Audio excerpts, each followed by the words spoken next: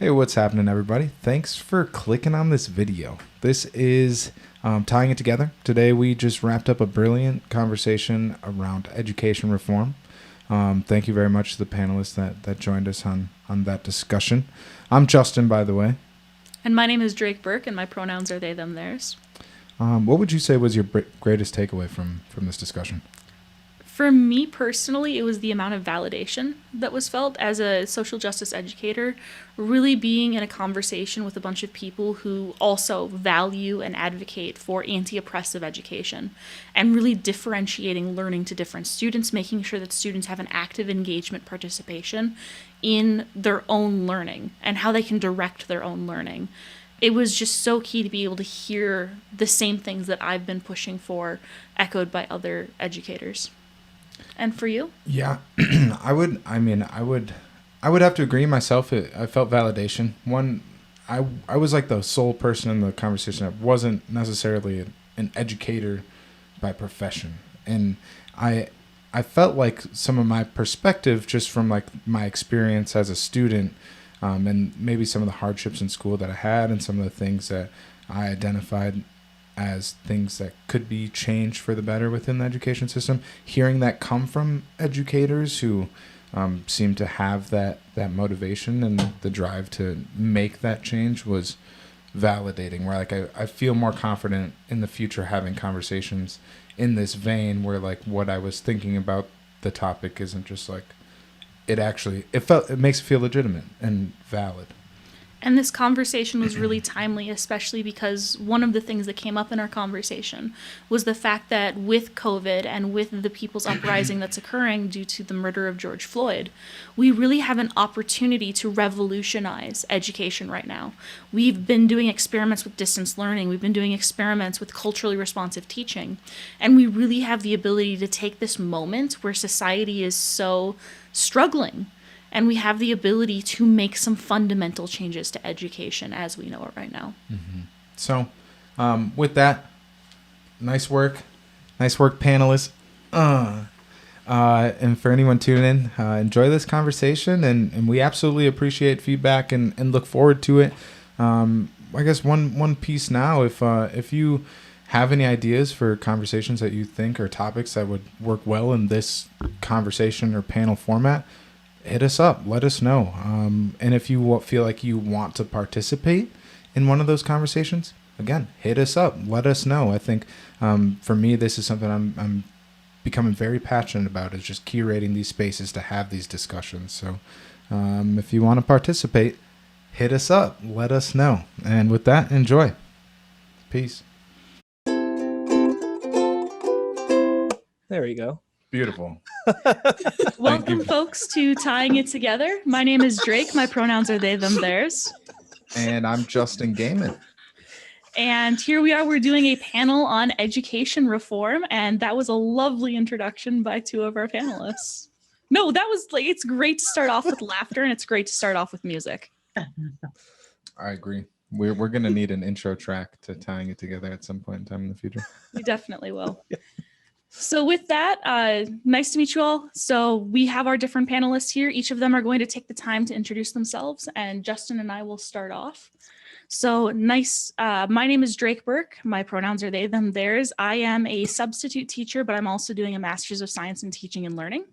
I have been in the field of education for over a decade. I started off by teaching chess.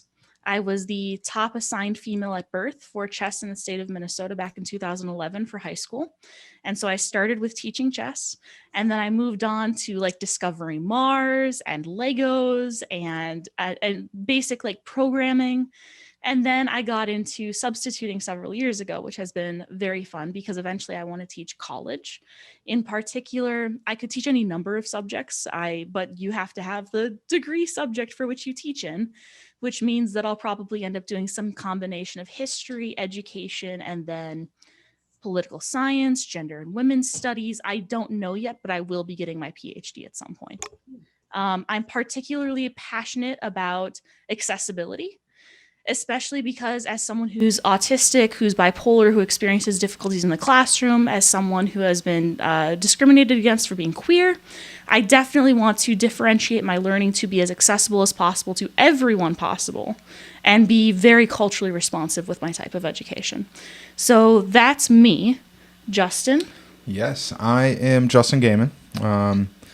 I myself did not have a particularly great experience in this current school system. Not that it wasn't horrible, but I think my interest in this conversation is truly trying to come up with ideas to individualize learning for students independently, because I think a lot of students fall through the cracks, and I may have been one of them. So that's really my interest in this conversation. I personally just have a GED. I didn't even finish high school. I think that's kind of fun to add. But yeah. And actually, you're also looking at going and starting up an AA.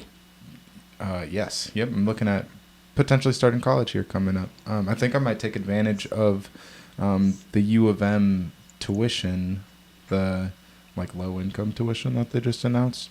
Or under $50,000 a year, whatever it is. But I'm just, I guess, ultimately curious what restrictions I would have as far as access to the university and its amenities. But yeah, I'm Justin. That's me. So with that, if we could have each of you introduce yourself, basically we'll say, hey, will this person please introduce themselves? So Kate, could you start us off? Okay. I am Kate Martins. I am a retired teacher. I had Justin in school. He was not a problem for me, but he said that was because he didn't hate me. But I started teaching in 1976, and I just retired a couple years ago. So 42 years or something like that, working with students, not consistently teaching. I have a bachelor's in French and German, and the equivalent of a master's in French and German, but I just couldn't do the paper thing. So I went back and got my master's in gifted education. And because that's kind of where my heart is. Spent the last 17 years of my career at Eastern Carver County Schools in Chaska and Chanhassen. I've worked over the years with academic competitions, things like History Day, Minnesota Student Inventors Congress, Academic Decathlon, Spelling Bee, all of those kinds of things. As a retired person, I continue to work with some students on Minnesota History Day, and then I'm also in the Nicollet County Historical Society. I'm on the board there, and that was one of my goals. I'm also way more politically active now than I could be when I was teaching, which keeps me going. And working on inclusive communities, equity, all of the things that education needs, and hoping that as a retired person, since I don't have anyone who can say what I can and can't say anymore, I can say what I want to say, what I feel needs to be said. And I believe that just over the career of, starting 41 years ago, 42 years, whatever it was, there's a sagesse, as they say, the gray haired, the elder kind of thing, that's what I hope for. So thank you. Yes. Thank you. And okay, how about Kirby? Would you like to introduce yourself? Hi, thank you for having me today. My name is Kirby. My pronouns are they, them. I graduated high school at Minnetonka High School. I went to school in that district between 6th and 12th grade. Prior to that, I lived in a few different states. I currently am attending school in Minnesota State University, Mankato. I am a social work student with minors in sociology and nonprofit leadership. Although I'm kind of not really a social work student, and I'll get into that a little bit later. Right now, I am actually a youth counselor at a residential treatment facility. Although I don't have any intentions in pursuing a career in education, I actually partner with different students in the Minnetonka School District, and then now currently in the Mankato School District, to help achieve educational equity. So in Minnetonka, it is the Minnetonka Coalition for Equitable Education, and I'm a part of the alumni who help support the students. And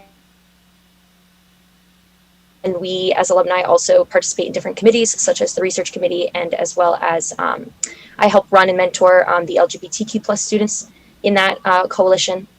Down here in Mankato, I recently just started volunteering with just one kiddo who is interested in helping educate and push more anti-racist initiatives in his school, and particularly his classroom. Otherwise, at my university, I basically had a particular experience with a professor where I kind of felt like they weren't willing to kind of change their curriculum, specifically decolonize their syllabi. And so that kind of led me through like this long journey. But now I'm currently working a part of a DEI curriculum work group that's for faculty. It's been super welcoming. And I'm now part of a work group that is working to create a workbook so that way professors, when they create new courses, can approach it with an anti-oppressive framework. I also am doing that kind of work with my social work department. I'm trying to get that rolling. So that's how my life is kind of relevant to the panel, I guess. And Trevante. Certainly. My name is Trevante. My pronouns are he, him. I work as an education assistant in a special education district. Previously I've been working for a summer arts program as a teaching assistant and leading some of the camps there. I feel like most of my relevant experience comes through my lived experience as a Black male educator. I'm currently halfway towards my AA degree in education. Teaching is something that it's my life, it's my passion, something I live and breathe. And in my current role as an EA, I act as an advocate not just for my students but for my coworkers as well. I have just reached my tenure point as an EA after my 2-year probation period, but even before that, I was constantly speaking out against any type of microaggression, any type of wrong that I saw anyone committing to a student or a staff, and I'm very vocal about that. My mission is to help change the education system from within, and just teach students that they can be who they want to be, and help them find out what it is that they want to do with their lives. Basically, empower them to make those kinds of decisions about their life. And as an educator, my role in that is to help them learn the skills to get there. And so I feel like my relevant experience is more, I come at it from a frame set of what can we do to help students get the tools they need to succeed. Yeah. Yes. Thank you, Trevante. Thanks for being here. And last but not least, Molly. Hey. Hi. Hi, I'm Molly Feigl. I am, my pronouns are she and her. I'm an elementary music teacher out in Woodbury, Minnesota. I've been teaching elementary music, I'm going to say maybe 16 years. We lose count at some point. However, I've also been a camp counselor at Concordia Language Villages at the French Voyageur program for over 20 years. Started very early on. It was an outdoor language experience, and that was really my basis for learning about education. And I learned during that is what I really got excited about was not the French language acquisition. I got really excited about helping people understand people who are across a border, who are of a different culture, and the experience of opening up these minds and my own mind while I was there to different cultures and things that are acceptable in one culture versus what's not acceptable, and just how you make those connections. So for me, my basis of becoming a teacher was about making connections and understanding other people. My drive to become a licensed educator actually happened after the Columbine shooting. Something in me said, we are failing the children of America. And I said, I need to be in the classroom. I need to teach children. I had a music degree, so I said, all right, well, what can I teach? All right, I'm going to get a license in music. And I'm so glad that I have, because spending time with young musicians from kindergarten up to 5th grade, watching their growth and using my music classroom as a place where hopefully I can also make those connections, like teach those lessons about learning about other people and hearing other sides. Also, I'm the daughter of a lesbian. She came out when I was 2 years old. And so my entire life, I have been part of the LGBTQ plus community. That is also very near and dear to me. So everything that people are saying, like I'm like nodding along and like, yes. So I'm really passionate about teaching humanity and making global citizens of us all. And what I've discovered in the past 2 or 3 years is making global citizens includes getting to know our neighbors and stuff like that. So that's me in a nutshell. Thank you, everybody. We are super pleased to have you. So now we're going to go into kind of the next section. And first, I just want to say I appreciate the very thoughtful introductions of yourself. That's very nice. I think me not knowing too much about Trevante or Kirby, it was really nice. And then learning even more about Molly and Kate. So thanks for that. So with that, we're going to ask a series of questions. You folks can answer or not answer. It is up to you. Answer if it speaks to you. So the first question that we have is, how can education be standardized and taking advantage of the scale of economy that one person can have? For instance, if you can mass produce different types of experiences or replicate them, you can take advantage of being able to lower the cost of education. Is that valuable or not, for instance? And then how can you, if you are going to go with that route, make it relevant to particular students? Because that is one of the big frameworks that we're using in education right now, is how do you standardize and yet make it relevant?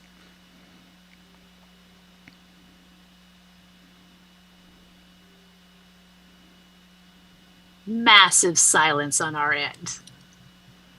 Right? Like That speaks. That says something, doesn't it, Trevante? yeah, like just the standardizing aspect of education is what I really balk away from, because with so many different types of learners who learn and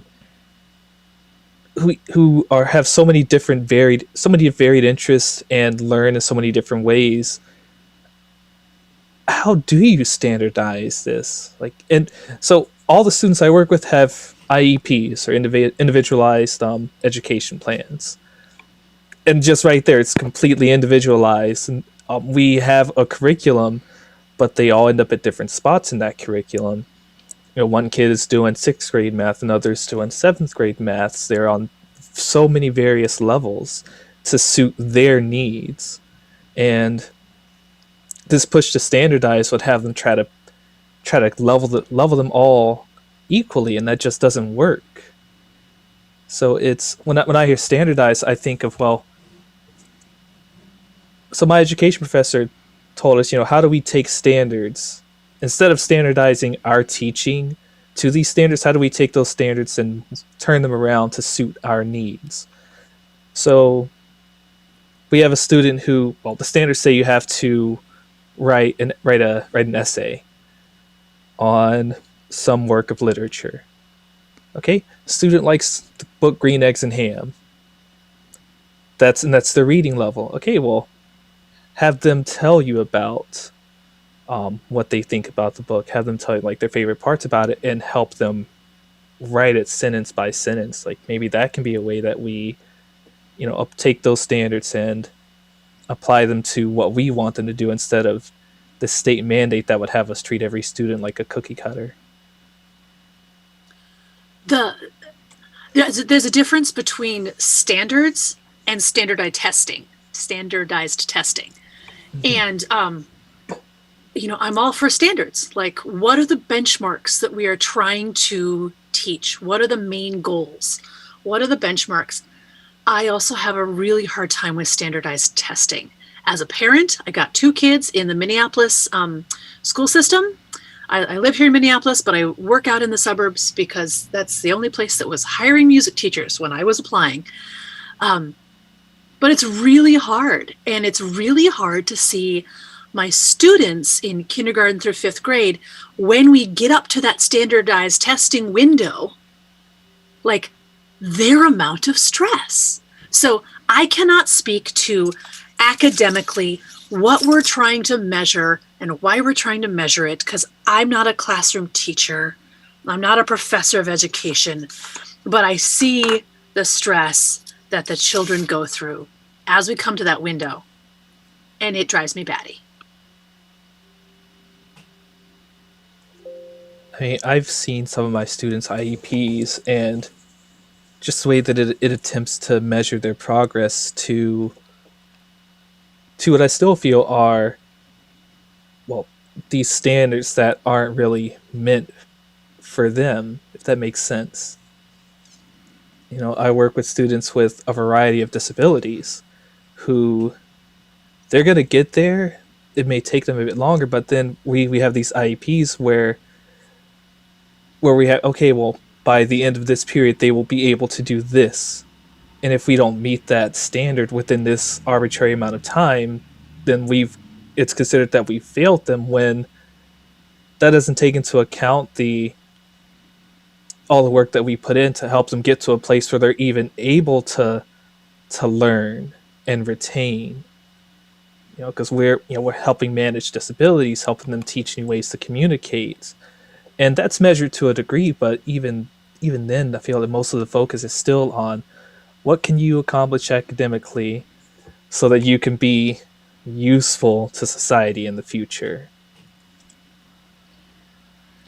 Standards, in my experience as an educator, there have been so many programs that have come down the line, and the attempt of OBE and all of those kinds of things is basically to somehow say, this is the way that we will be effective in education, and these are the expectations of the teacher, and these are the expectations of the student. And my analogy, sorry, this is just raw, is kind of like saying standards is saying every 2-year-old is going to be potty trained by 2 years, 3 months, okay? Which is, no parent, no one would ever agree to that kind of a contract. There are those that are going to be early, and there are those that aren't going to be potty trained until they're 7 or 10 or something, and the expectation that somehow something as intrinsic as education to our lives can be codified in that way, that it's like, okay, so then that means that when you're 18 years old and you graduate, you're done. We've done it. I understand the intent, which is to say, this is the base knowledge that you need to have. But in order to provide that, and Travante, you're talking about this too, and Molly, and I'm sure that Kirby is, you have to know the kid. You have to have time to figure out where that student is in their life, in their process, what their interests are, how this is relevant to them, before you can ask them to do the kinds of learning that we're asking on a timetable with a ticking thing. Back in the day when I was, and then this is like, we're talking 60s, when I was in school, and math, we had to do time tests.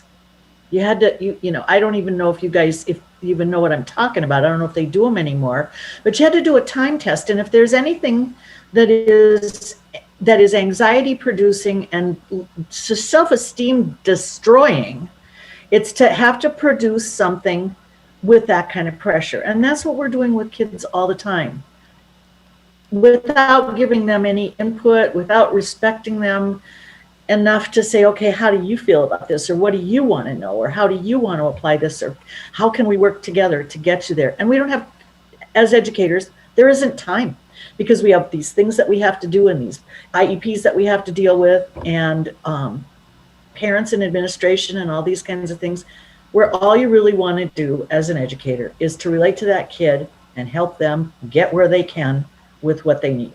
That's it. That really leads into our next question really well. I just want to echo something that Molly has put in the chat, which is, who creates the standards? because a lot of educational standards, in my personal opinion, are there to support the status quo. And if somebody agrees with the status quo, that's great, but how many people really agree with the status quo? And what does that status quo support? For me, there's a lot of supremacist, settler colonist, anti people being people, and more let's try to fit people into certain boxes that the people who can take advantage of it want everybody else to fit into. So with that, though, our next question is, what are the responsibilities of educational institutions, of educators, of parents, of students? How should those responsibilities be divided? So what do you folks think?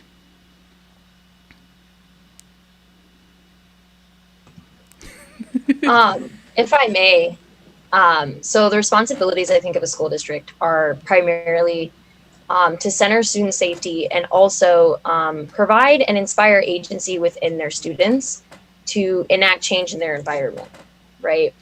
And so a lot of times when I'm seeing, currently in the school district we work in, you are seeing administrators operate from a very like control aspect of their school staff.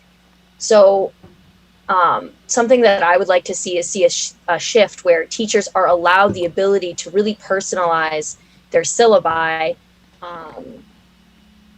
which I know could then have like, you know, some, if you have a professor who's biased, then maybe you're not getting the best material, but again, try to put in accountability systems and safety nets to prevent that from happening. But it's a shame where you don't see teachers like, you know, you look at abolitionist teaching and a lot of experts point how the pandemic required creativity. It required teachers to be creative in how they were going to instruct their students. And I feel like we need to instill that creativity back and give it back to teachers. Another thing that I would like to see about the roles and responsibilities of teachers, I think it's great that Trevante is so passionate and outspoken, and I would wish there were more teachers like him, because quite frankly, you have teachers unions, and if the head of the teacher union is partners with a school administration who is very oppressive, then teachers themselves do not feel obligated to protect their students. They feel more obligated to protect themselves. And that's particularly upsetting when it's a bunch of white teachers, because then you have BIPOC students who are literally facing microaggressions daily. And then you have these scared white teachers who are more concerned about keeping their jobs rather than keeping a child safe. To me, one thing that stands out in this question too is that how much like I would like to see administrators she's just lagging me, or they're lagging. Incorporate more student voice in the Sorry, Kirby, Kirby, you've got a little bit of a lag. Can you repeat your last sentence or two? Yeah, so I just said my last sentence was, I wish that their administrators incorporated more student voice in all decision-making processes. And so not just having committees where students can serve on and give input, but actually having students be in charge of enacting change if they desire, and incorporating that into daily practices. So in the classroom, students can feel they can voice their concerns, their suggestions. And sorry, not to keep dragging on, but really also the responsibility and roles of schools is to acknowledge that school, like a student coming into the classroom, brings incredible knowledge and incredible life experience and skills. And for us to say that one teacher with 30 students, that's an equal equation, is not true. The students are coming in with these abilities, and we are not allowing them the opportunity and honor and space to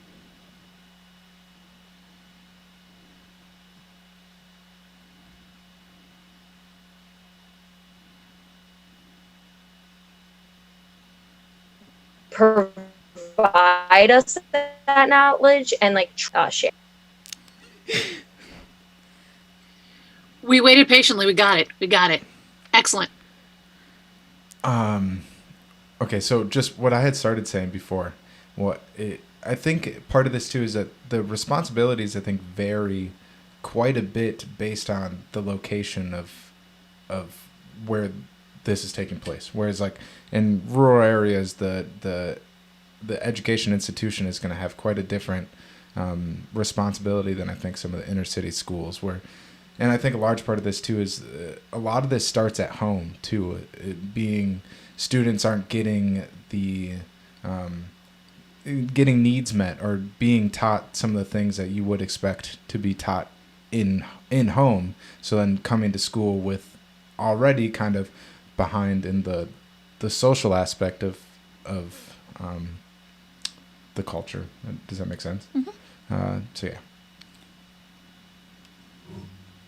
Molly's raising her hand. Go for Such a it. teacher. Okay. I just wanted to make sure that Justin was done because I don't want to. I can talk sometimes, y'all. So if I get on a roll, I need to like calm myself down and let other people speak. But two things. First, I'm gonna just read something off another screen for you for a second. The responsibilities. When I think of responsibilities of the schools. I do what's called the Songworks approach. It is a way of teaching music. It is approach to teaching music. And the very first two principles of the Songworks approach, I practically have memorized. Number one, students have the right to be treated with respect and dignity for their ideas, skills, and stages of development. That's the first one that I base my teaching off of.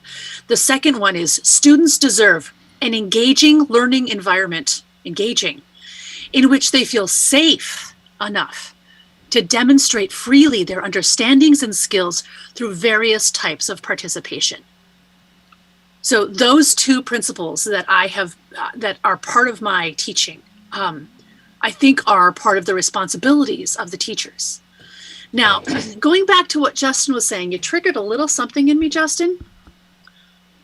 The school's responsibilities are not, in my personal opinion, are not to be the place where kids come to be dependent, like where kids come to be fed.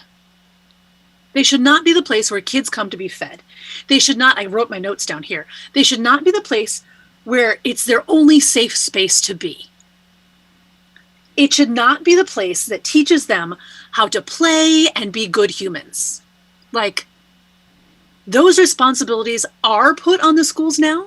That's one of the reasons I think that many of us ended up going back in the classroom again. But we have a huge societal issue where society has caused it so that schools are the places, and that the pandemic has really shown a light on that. Like, schools are the places where some kids come to get fed. Some kids have it as their only safe space with, structure and safe. And it's the only place that people are sort of taught to be like good humans in the world. And I really get upset about that because society is failing our children. I'm going to jump in here too, because I think that we're framing this around the school responsibility and so on. And I think that our society has got those rights that you were talking about, Molly, for the student to have the rights. I think education is so undervalued and so misunderstood as the foundation of everything that any society does. That until we fix that, the rest of this stuff isn't going to happen. Teachers are, most of the time, there's an avocation. They love teaching. It's like Trevon. This is what we do. You are a teacher. You don't start being it and you don't stop being it. That's what you're like. You breathe it. That's not recognized. That's not recognized as valuable. Teachers and schools are viewed, yes, for the students as their safety and so, but from communities and from so on, it's the dumping place. It's the place where, okay, if you can't teach, that whole old axiom thing, until education is valued at the level it needs to be in order for our society to do any change or any growth by the outside community, things are going to change little pitsy places here and there, but it has to be a structural change to begin with. And I kind of, in a way, people roll their eyes at me. I believe that maybe COVID has been a blessing because it has stopped everything. It's like a time stop. Okay, and during that time that nothing really is progressing one way or the other, we get to reevaluate. We get to say what's important. We get to figure out, our standards, do they matter? What is the role of the parent in educating that child? What is the function of the student as a responsible party in their own education? If we do this the right way, instead of just trying to roll back into the way things were done, we could revolutionize education globally, not just in the United States, not just in Minnesota, just globally. And that's an opportunity that I don't think we should miss.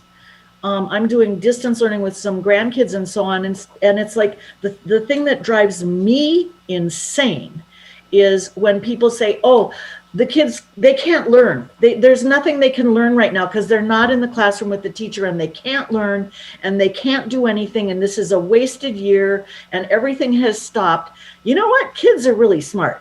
And they pick that up and it's like, okay, I can check out here. I don't have to do anything because they told me I don't have to, it's impossible. Well, geez, that worked really well, didn't it? You know, this is our chance for change. This is the point at which we can reevaluate and recreate something that hasn't really changed. The American education system has really not hasn't really changed in 150 years. This is the chance to do that and say, okay, let's do it a different way. Let's try that. One thing Kate just had touched on there was the impacts of COVID on students today. I've thought a lot about this recently, and I genuinely feel very bad for a lot of students right now because for me, school was my safe space. It was my structure. It was my escape. I ended up getting kicked out of school. When I got booted from school was when I fell into a very dark place, and when I started dealing with addiction, I started dealing with depression and really having really high anxiety problems. And I just fear that a lot of students now, instead of their own actions getting them kicked out of school, so it's completely outside of their control, now they're trapped at home in what might not be a very safe environment to be in. Like you touched on, they might not be eating, they might have abusive relationships with their parents, and whatever the case may be, there's a lot of variables there that may make a situation not safe or productive for a student to spend all of their time in, right? And then on top of that, trying to get work done in a place that maybe is supposed to be for relaxation and comfort, and you're forced now to have to sit in front of your computer screen in your bedroom. I just feel really bad for students in this current place, and I'm scared of the long-term implications of some of those experiences that might result in early suicide or very heavy cases of depression or addiction that runs deep in just to this generation of high school students right now. And something, go ahead, Travante. Sorry. I mostly wanted to kind of echo Molly and Kate's sentiments. I feel that you both have hit the nail on the head. It is a structural, societal issue that we're facing when it comes to, well, where do the responsibilities lie? I feel that schools, our responsibility is to educate the students, educate them academically. And we've seen that has turned into us teaching social skills, us teaching how to show respect for yourself and for others. And it's all built upon this capitalist society where we only value people based on what they can produce for others. No student should. It's a problem. It's a societal failing if, because kids aren't in school buildings, and I'm not saying in school, I'm specifically saying in school buildings, because they're still in school. Even when they're in distance learning, there is still learning continuing. We are still providing services. But if they're going hungry, if they're home in unsafe spaces, that is not a school problem. That is a societal failing that, we as a society should have systems set up in place where, we're addressing those issues, where kids are getting fed outside of work, where parents aren't having to choose between their livelihoods and having to take off time from work to make sure their kids are getting their needs met. It's all these top down issues from society that have been pushed onto parents, who then are forced to push that onto the school buildings, because school buildings have become a glorified babysitter's home Yes. where kids get sent to the schools so their parents don't have to worry about them. Well, they're in school under the supervision of other responsible adults who ensure that they are going to get fed and they are going to get taught, and they will be reported on if anything goes amiss. Which I think are, yes, Preach. it's a responsibility that when they are under our supervision, we have a responsibility to those students to take care of them. 100%. When it comes to nurturing, I feel that is ultimately on the parents.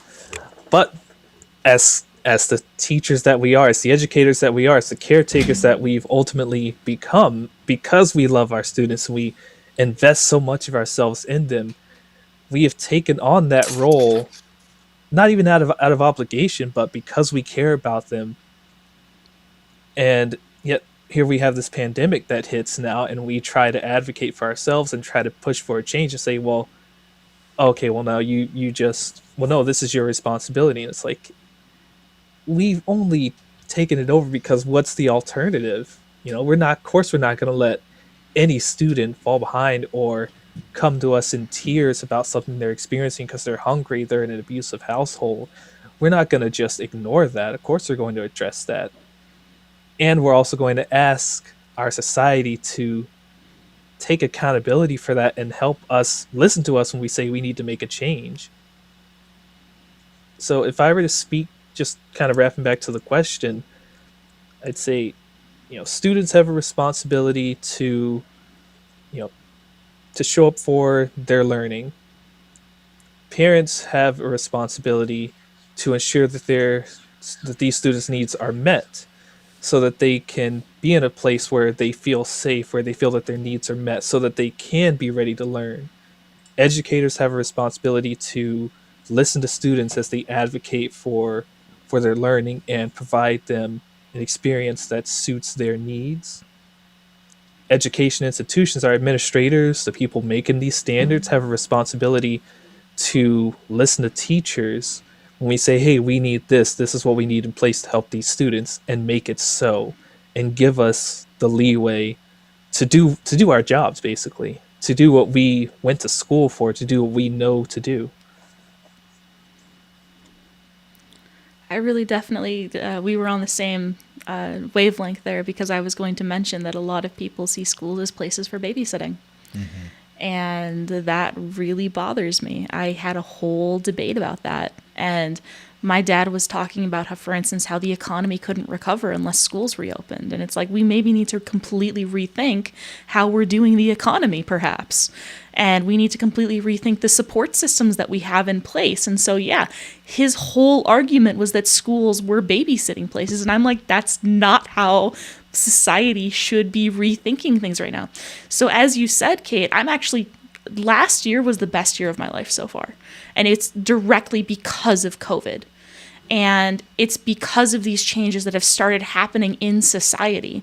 And also, for instance, there's been the mass uprising since the murder of George Floyd.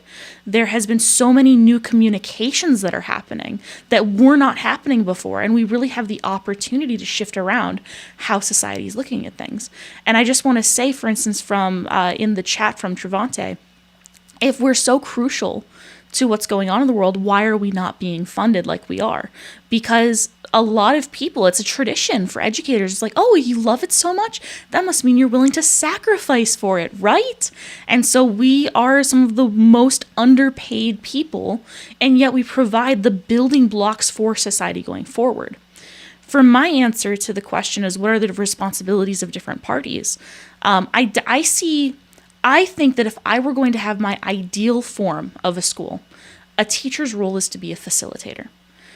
You have a series of benchmarks that are not demarcated by age, but by skill. And what you do then is you show students this skill, and you ask the student, how would you like to learn that skill? You can do anything that you want to prove to me that you've earned and learned that skill, and then you can move on to the next skill in the level block. So for instance, if the skill is you have the ability to write an essay, then okay, can you use an adaptive that'll allow you to have a transcript that you can put in and then edit? Is that one way to fulfill that standard? Is a thesis statement, an argument required for an essay? What are the different parts that are required? So you have to break down and unpack those standards. And then you have to be really direct and transparent to the student as to what those standards are, so that then they can figure out how to make things. Like, do I care if they write an essay about something that they're really passionate about or about a particular topic?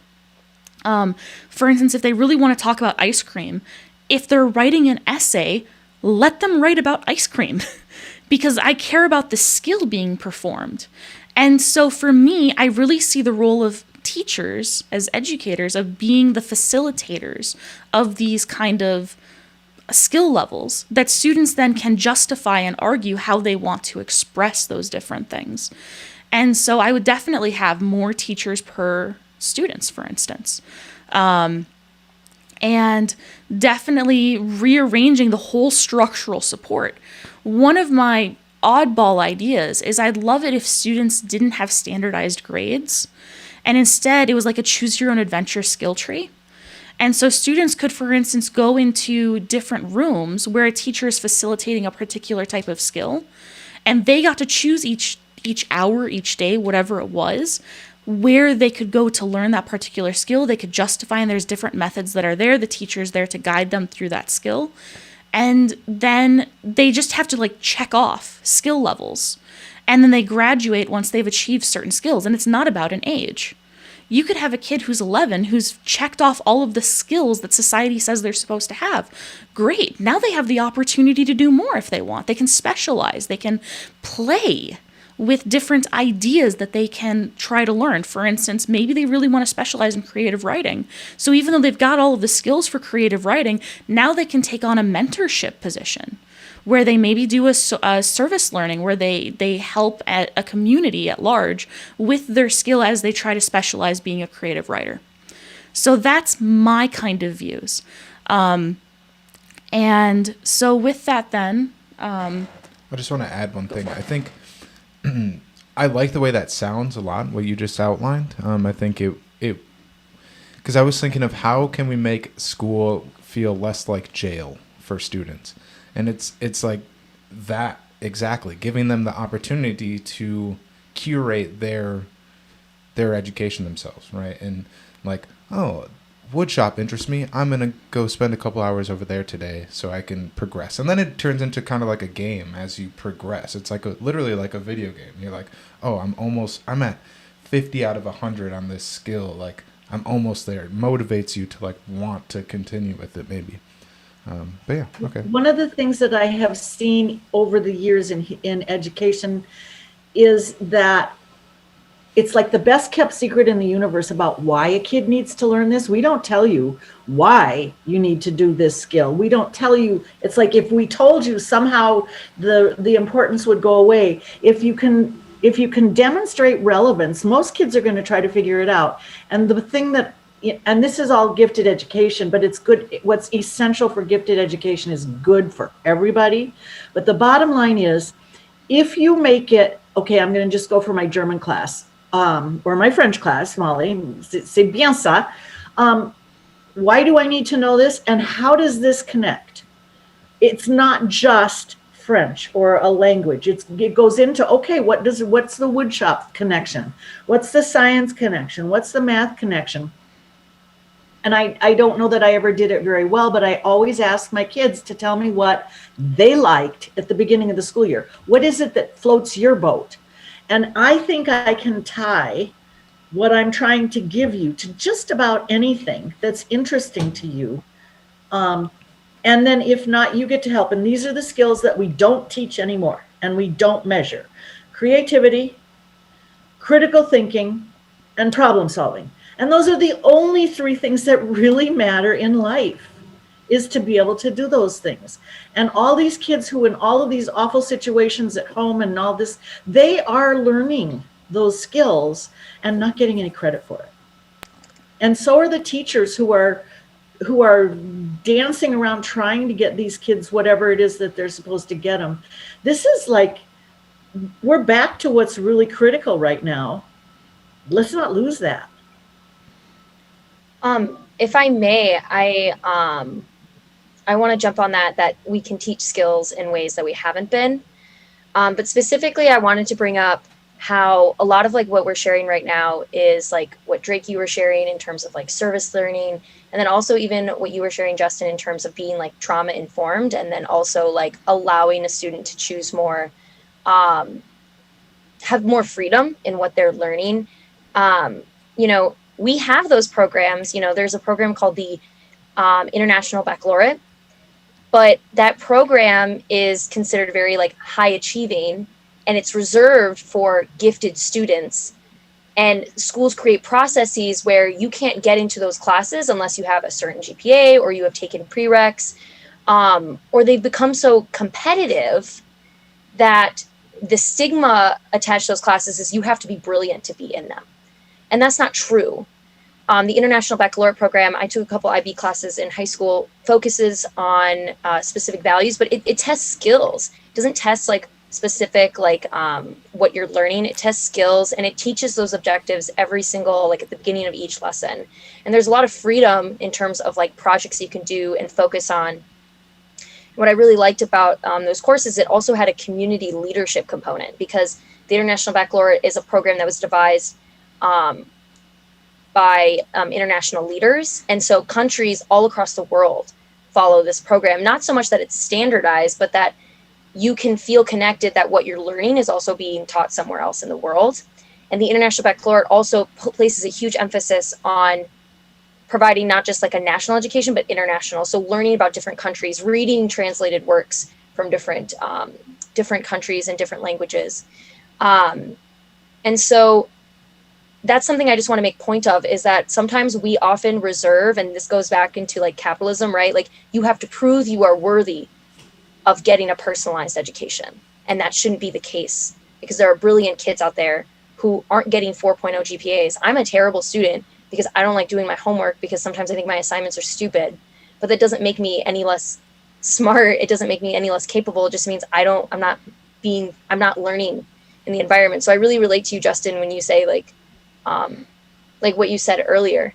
Another component, I know, I'm sorry I'm dragging this on, but I think schools also can at this present time be a unique spot to teach students who are marginalized and connect with their other marginalized individuals in their same population. So, you know, LGBTQ plus kids don't always grow up in queer and trans families. So schools can be really unique conduits to connecting and offering mentoring opportunities to connect with that identity, whether it be promoting and attending conferences, whether it be having a mentor come out of the like someone in the community to connect with them, really incorporating it into curriculum. And the same goes, I think, for BIPOC children who grow up in white families, or who may grow up in a single parent white household. I have one friend who she's biracial. She grew up with her white mother, and that was really hard on her because she didn't feel the freedom and the ability to explore her Blackness because her mom was racist. So she constantly felt like it had to be in a certain way, or she couldn't speak out. And that really hampered her agency growing up. And it wasn't until she joined our alumni, together as alumni, we went back to our school district, that she felt more like she could own her Blackness and, you know, feel free to say yes in educational spaces. She can be Black and it can be okay.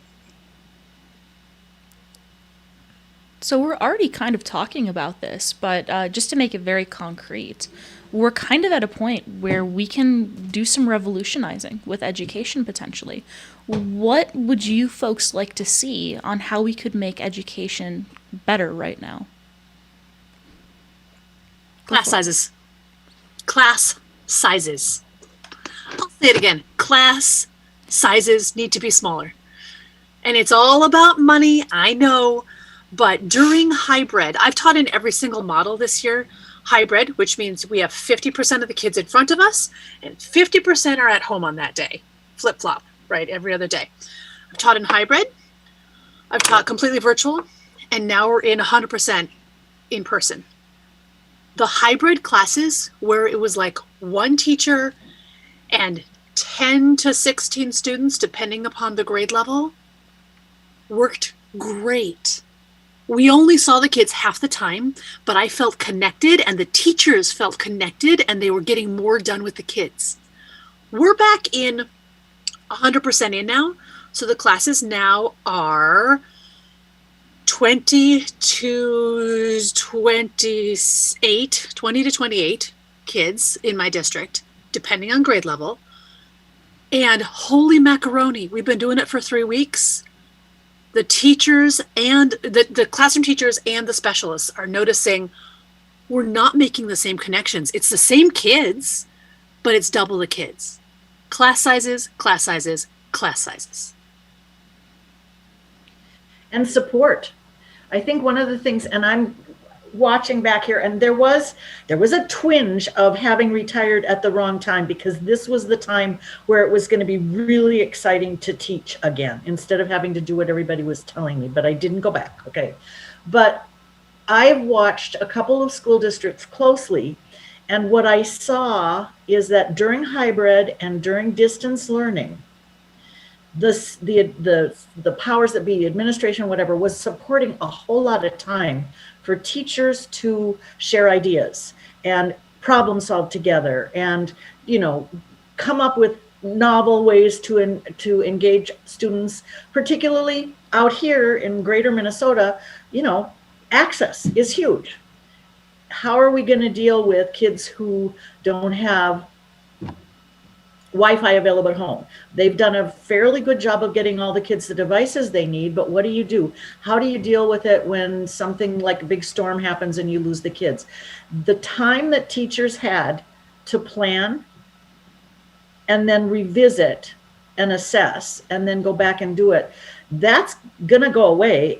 I mean, if we go back to doing the same thing, when you're back in your classroom and you've got the way too many kids and you're not going to have the time, and therefore you don't have the ability to make the relationships, which we've all agreed is the absolute essential piece of it. So that kind of support is huge. Having administrative, which also requires that communities understand that it's going to cost you a little bit more. You're going to need more teachers. You're going to need to pay them more. And those back to that whole structural thing. It's like we are not, and I'm saying we, but teachers are not the gratis freebie, pick on this person because they're going to do it anyway, part of society. If I'm willing to pay for the skill of my plumber who's going to come in and deal with my issues in my house when I need them, then I better be able to do the same with the teacher who taught them. And sorry, I drew a blank for a minute. All of that, pay us more.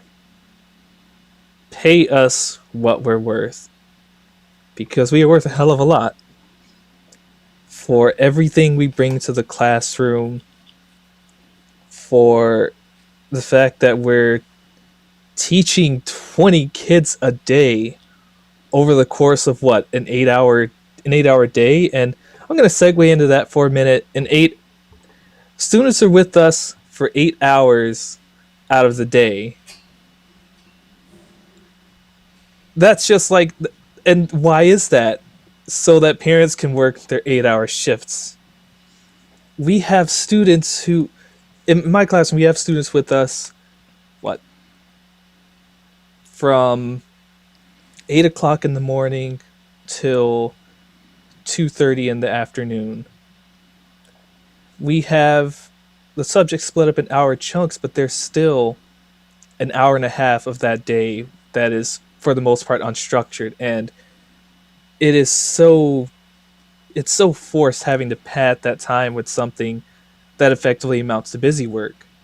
When we did distance learning, we had the students with us from 8:30 till 2 in the afternoon. During that time, we had an hour block for language arts, another hour, a break, and then an hour block for math, a break, half-hour block for electives, and then another half-hour block for oh god, I'm blanking on it. Another half-hour block for just a group. There was an entire hour and a half where the students were basically on their own free time to take a rest or whatnot. It meant a shorter day for students and staff, and I feel like that worked so well because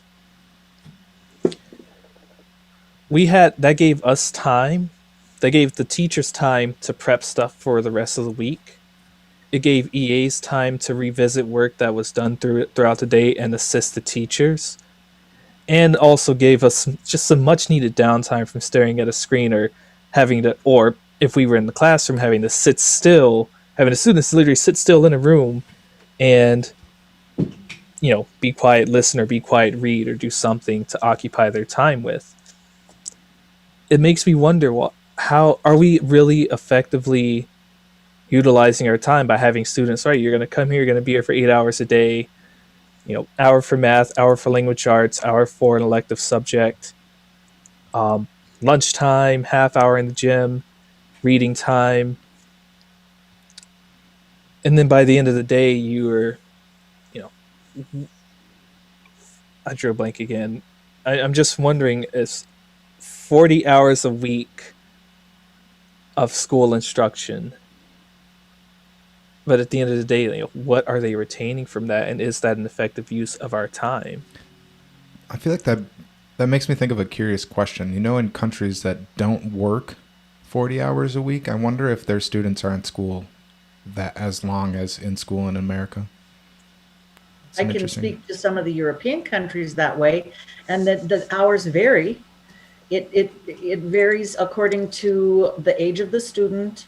Some days there's like a half day. Sometimes they're going home early. It's adjusted. It's not like a set schedule. And then also the students in other countries don't necessarily have math first period every day. It's like maybe you have math 2 days and then the next week it'll be 3 days, that kind of thing. It's a little bit more focused on what you're giving them. And when there's less busy work, homework kind of thing, there's more focused work. And then you can have a chance to integrate the content, interdisciplinary kind of thing. But no, I mean, this is our system. This is what we do.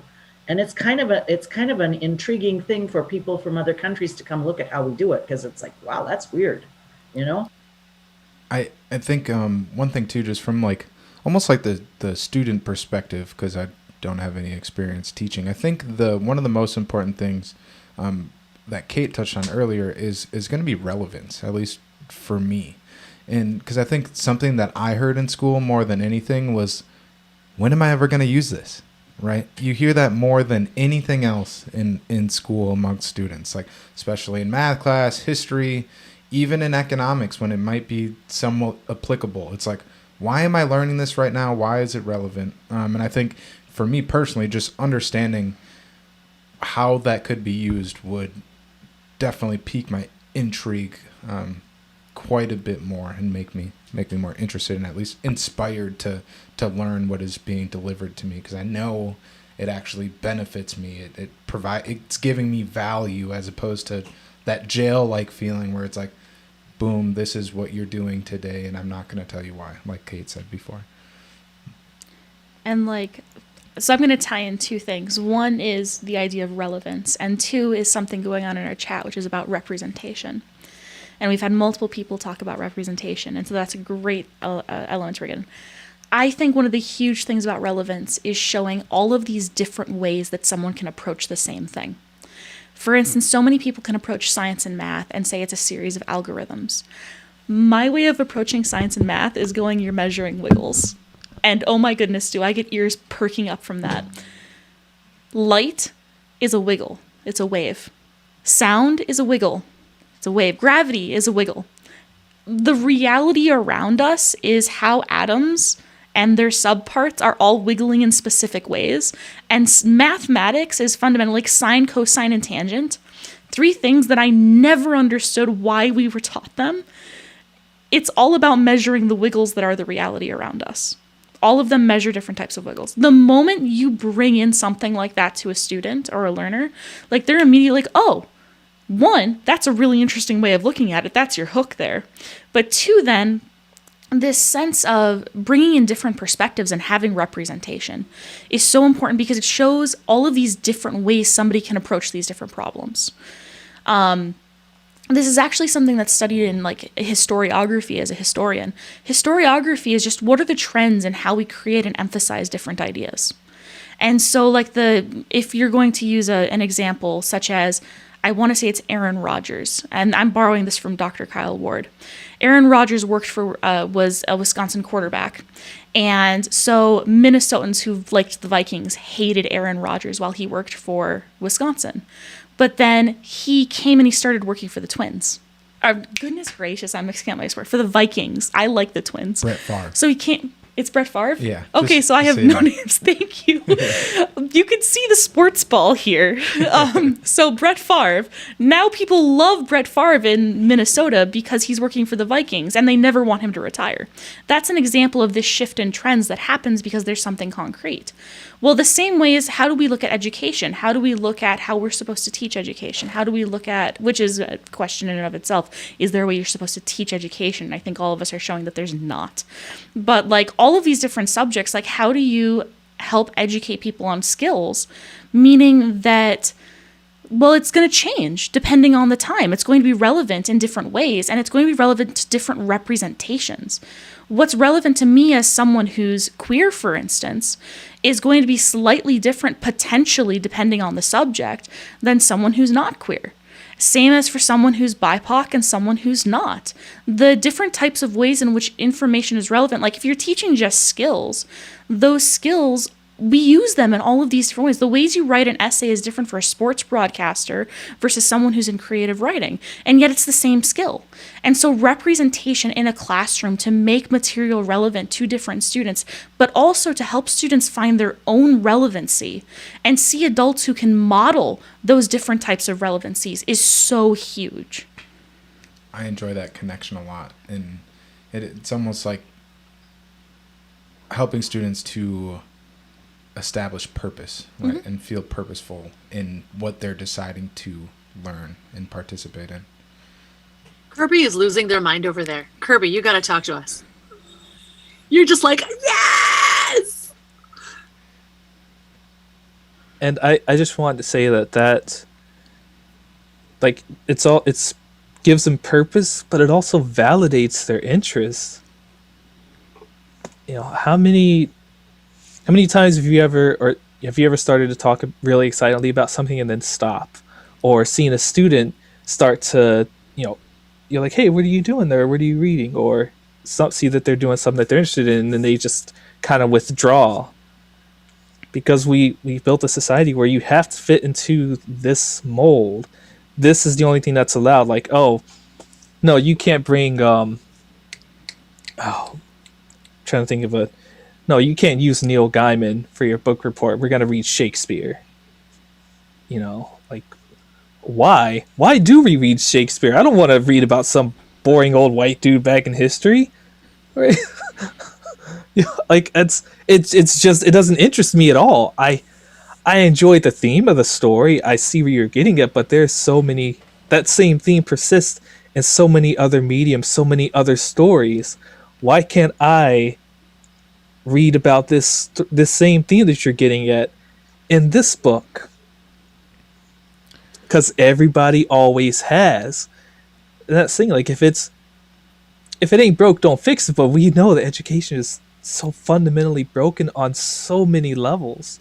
We see it failing so many people, and we're talking about reform.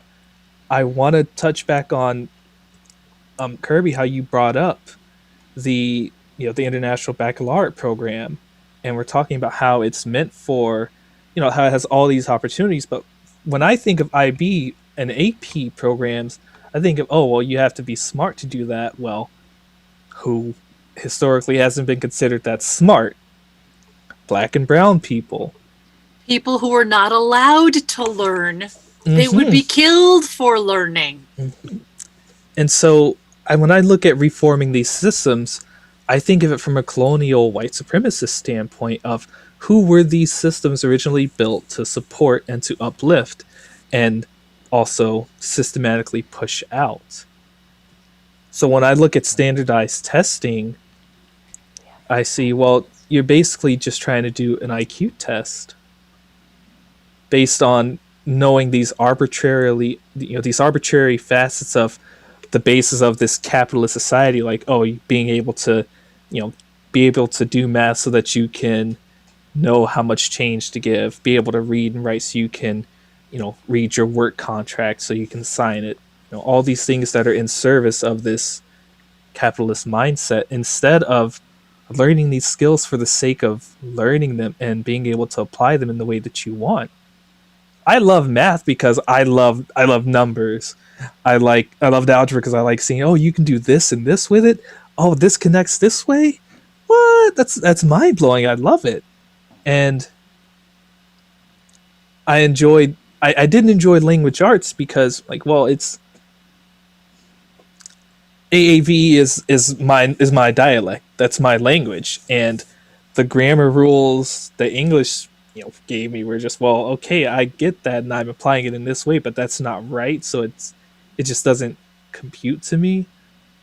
But I have to learn it because I have to pass this class so I can move on to the next grade, so I can graduate high school, get my diploma, and then go to college, get a degree, and get a good job, because that's just what you do.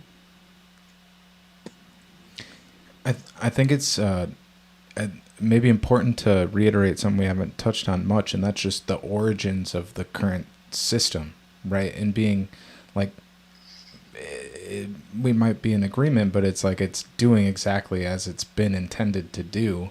And now, hopefully, like we've said before, we have this unique opportunity to actually affect long-lasting change within it. But I mean, it hasn't been changed because there's interests that benefit from keeping it exactly the way that it is.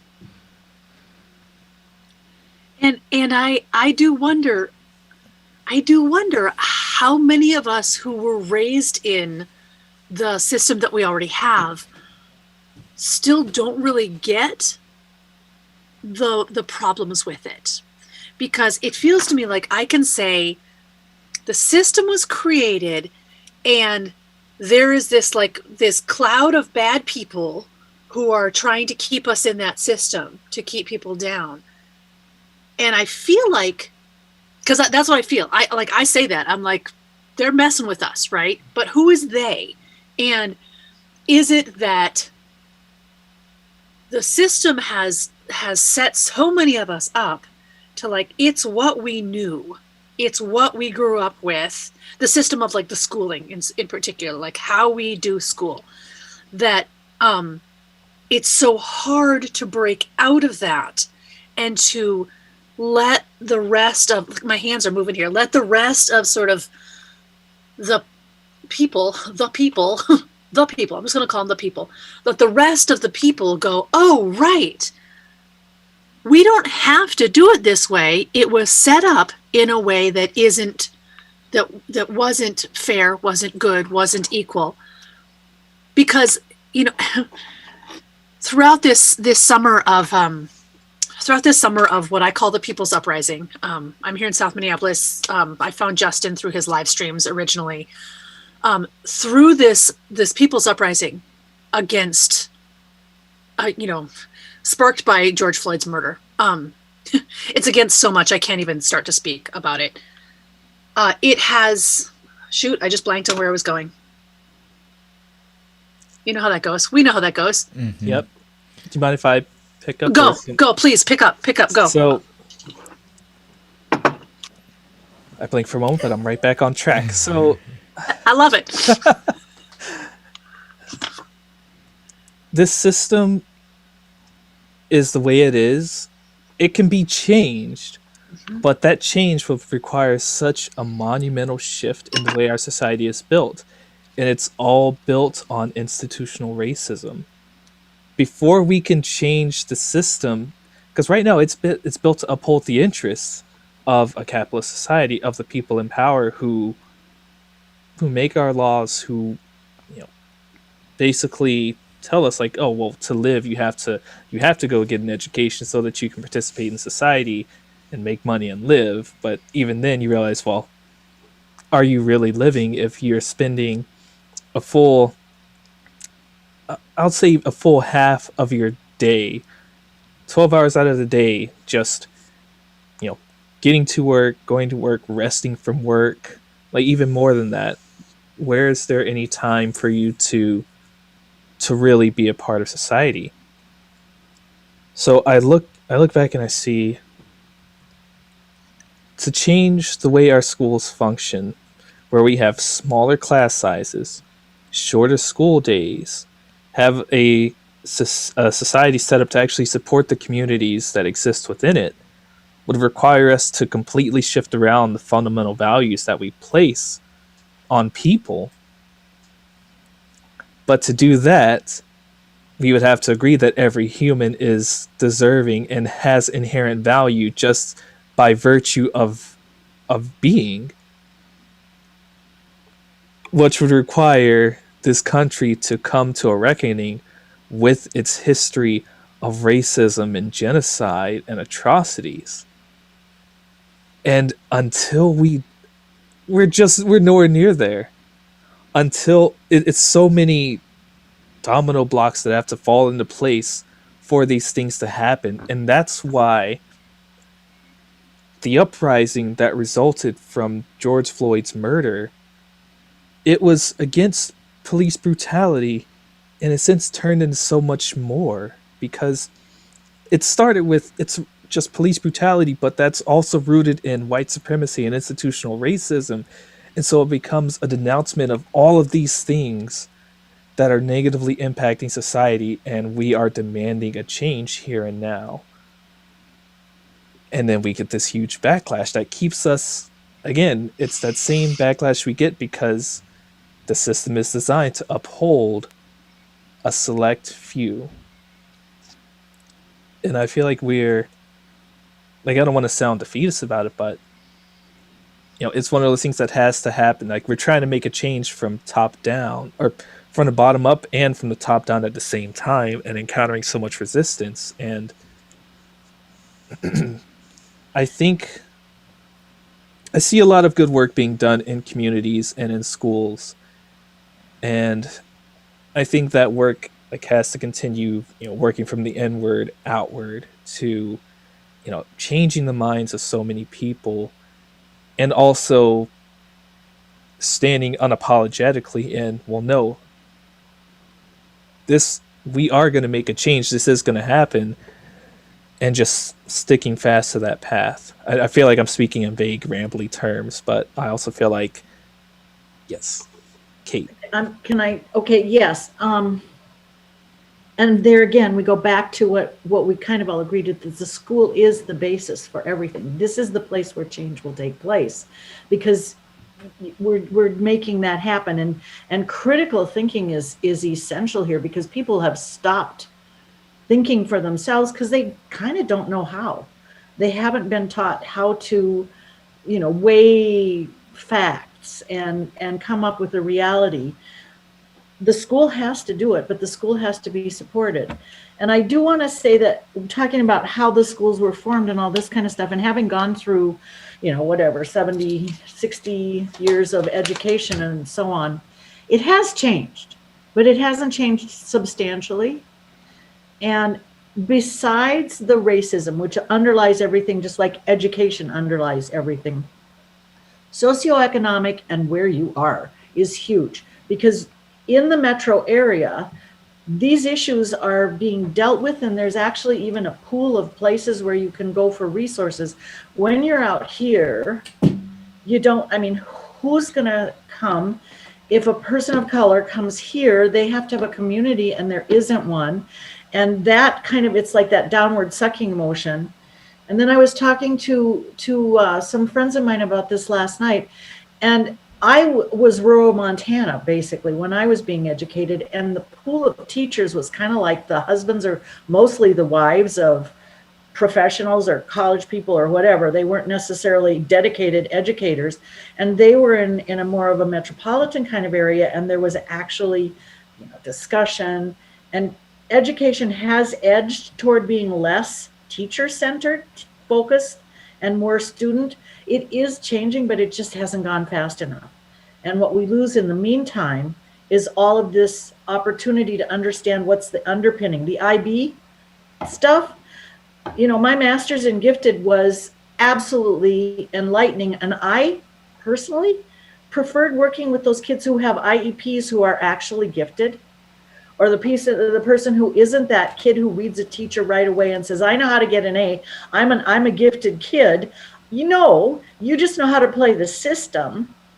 And taking in students that are like refugees and so on, who haven't got the basic, like just language skills or the social interactions or whatever, but man, they are gifted. And finding ways to incorporate those alternate forms of intelligence and recognizing it and nurturing it, and not wasting so much time on the kids who can just, they figured out, or they have the support to get the A's and therefore they're going to go wherever they want to go. That was the thing about education and gifted education. But then all of a sudden we decided that was too elitist. We threw the baby out with the bathwater on that one, because that's individualized instruction. That's where kids get to learn how to think and destroy the systemic racism and bring in alternative perspectives. That's my opinion. And then Kirby, could you go? And then I'd like to say something. Yeah, Kate, I'm definitely one of those students who plays the system for sure. Like I'm not one of those good students, but I know how to, like, which assignments need to get completed in order for me to get the grade so I can pass the class. So I definitely relate to that quote. That's really like mind blown. One thing we were talking about when revolutionary, and I kind of thought of this when Trevante was speaking. Although I acknowledge that it is important to address and hold accountable the individuals with power and privilege within school districts, so school board members, principals, administration, basically even teachers, right, and parents who have deep pockets, who heavily influence their districts. And I'm speaking this because I graduated from Minnetonka High School, so it's a very white, wealthy district, and you do have parents who heavily control and try to control the messaging. We really have to focus on building infrastructure with students so that way they can attain more political, economic, and social power within their district. So that's one of the reasons why I enjoy the work I do, is because I'm working with students to achieve measurable and achievable goals that will gradually change how they can make decisions in the district. Because if we don't fundamentally change who gets to make the decisions or how input is received, because a kid can go to the school board and say, this is my disappointment with the courses. But the school board, specifically at Minnetonka High School, has no obligation to respond verbally. They have no obligation to actually take what you say. So if we start creating accountability systems and we start creating avenues where students can influence what they're learning and what they're doing, then it's going to be more successful in us changing the district, or changing our curriculum and changing our syllabi. I just don't trust. And because also when you were speaking earlier, Molly, about how, like, these people, they're in their mindset, like, how do we change? Like, we've just been raised in this way. And it's like, you're right. Like, you cannot, Barbara Smith, she's a Black feminist, and I love her quote. She says, you cannot think of post-revolutionary solutions if you're in a pre-revolutionary mindset. And quite frankly, I don't know if some educators will ever develop that mindset, because it takes years, right? And so why are we relying on those educators then? I'm going to invest in the youth who are already there and now, and I'm going to invest in community leaders who are already there and now, so that way we can give them the platform to do what needs to be done. And when I say this, I would also like to acknowledge that because students are so disempowered in their district, because they often are the least economically advantaged, often are the least politically powerful, and even the marginalization within that, we can't rely on them too heavily, right? Because we don't want them to spend their entire lives having to fix a system that was broken and given to them. So I definitely want to encourage districts to create co-conspirators within themselves. But yeah, again, I invest in youth because that's where it's going, and we really make sure that, yeah, that's all I wanted to say. Sorry. No, that's great. I wanted to just share something I've been working on. I've been synthesizing a number of people. So, like, this has already been stated just in different ways. I know that Ibram X. Kendi in How to Be an Anti-Racist, as well as Stand from the Beginning, has mentioned these kind of things. I know that there is someone who specifically, I can't remember their name right now, who wrote about the 4 levels of racism. I know that Caste, The Origins of Our Discontents by Isabel Wilkerson has touched on this. And I also know that Intersectionality with Kimberly Crenshaw in 1989 started this, as well as Beverly Tatum. And so this has been written before, but like, so I kind of see there being 4 levels of how to mix the levels of power in society. So the first one is one that I just call the macro system. The macro system is this: what are the different things that society seems to hold up as ideals? And so, for instance, being white, being wealthy, being male, being cis, being heterosexual, being Protestant, these are being able-bodied, able-minded, however that's defined by society. These are all structural things that are seen as being the great thing. And there are a group of people who are at, this is the second level, institutionalized positions of power.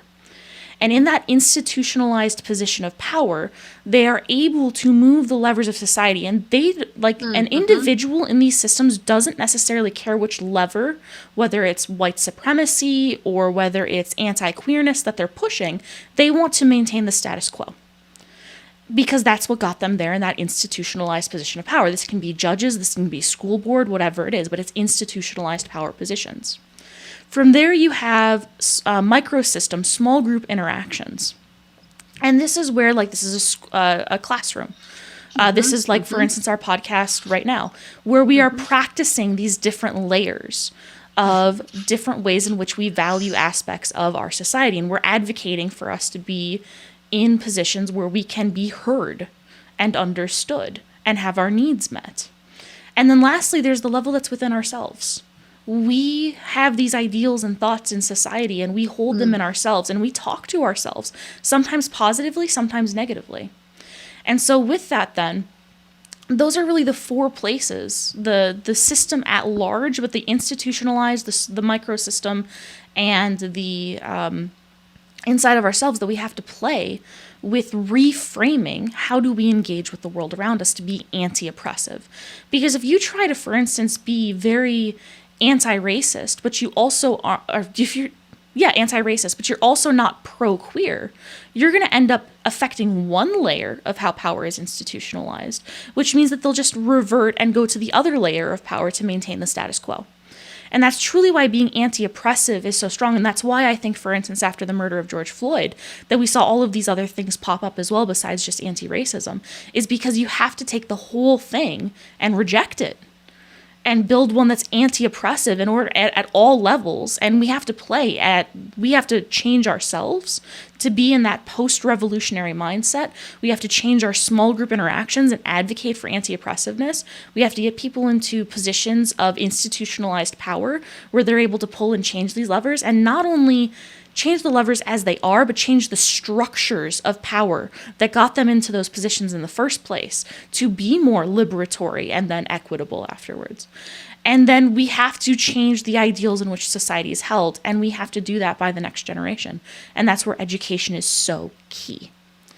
So with that, we're just going to transition to the next question, which is, how has COVID really impacted the classroom? How has COVID/distance/online learning impacted the experiences of teachers and students? We've talked about some of this, but like specifically more with distance learning.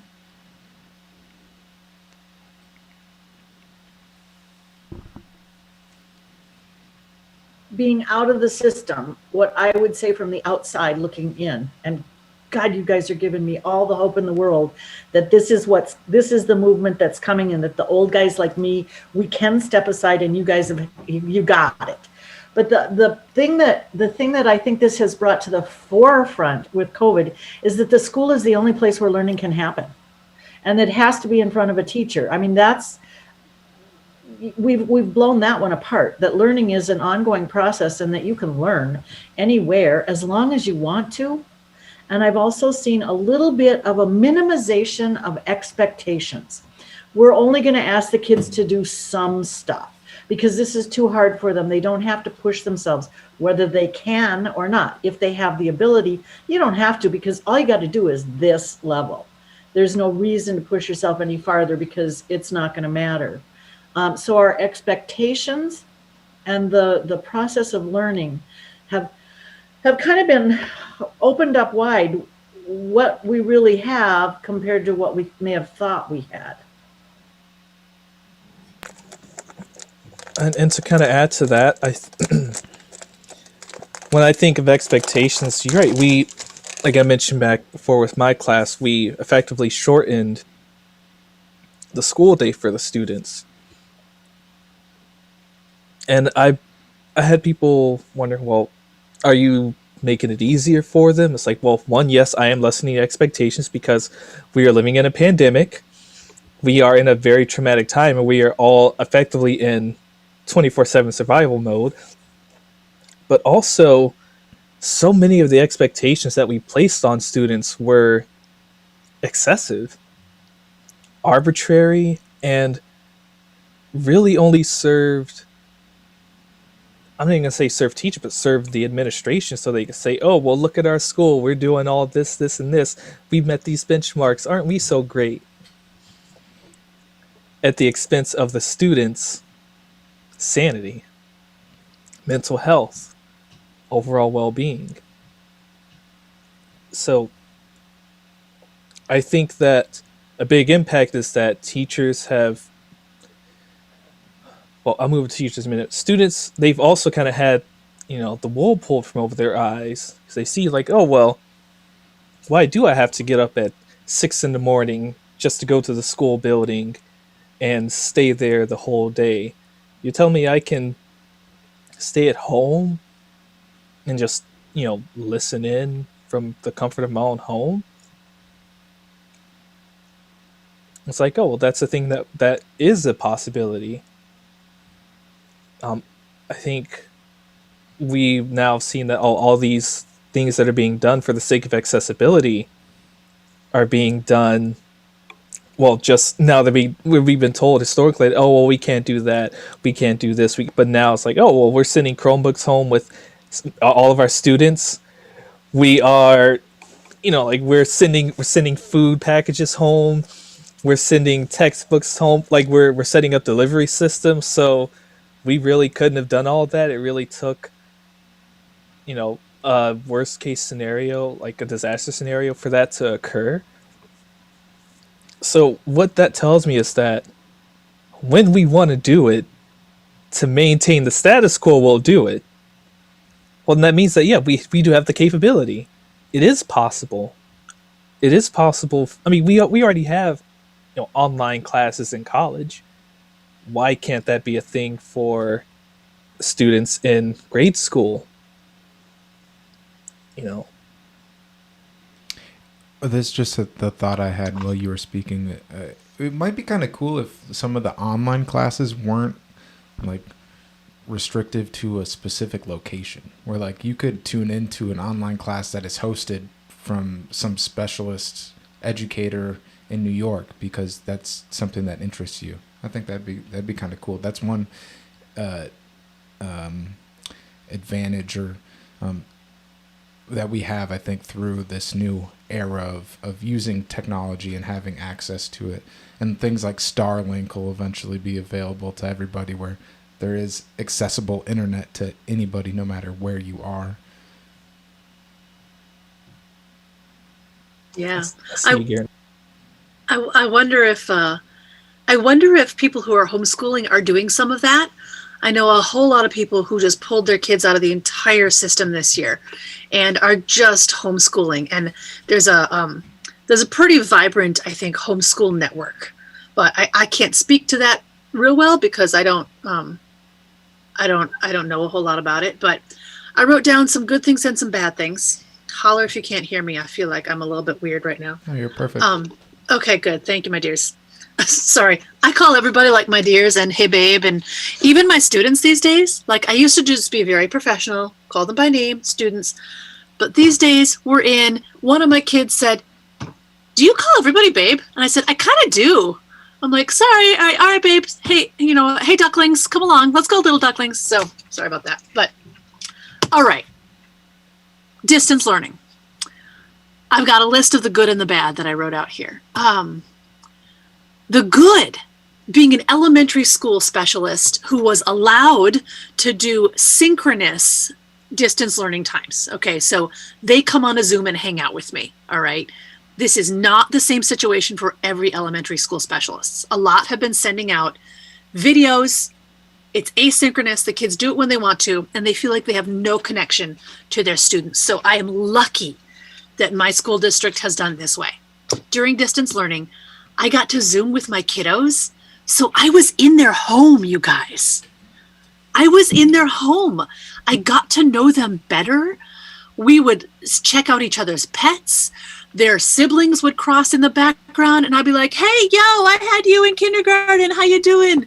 Their parents would come in, and if we were doing an activity where we ended up like hugging our stuffed animal at the end of the song, their parents were invited to come in and be the object that they hug. Like, it was absolutely delightful to be in the children's home on a daily basis. Like, I had not expected the amount of delight that that gave me. So that was fantastic.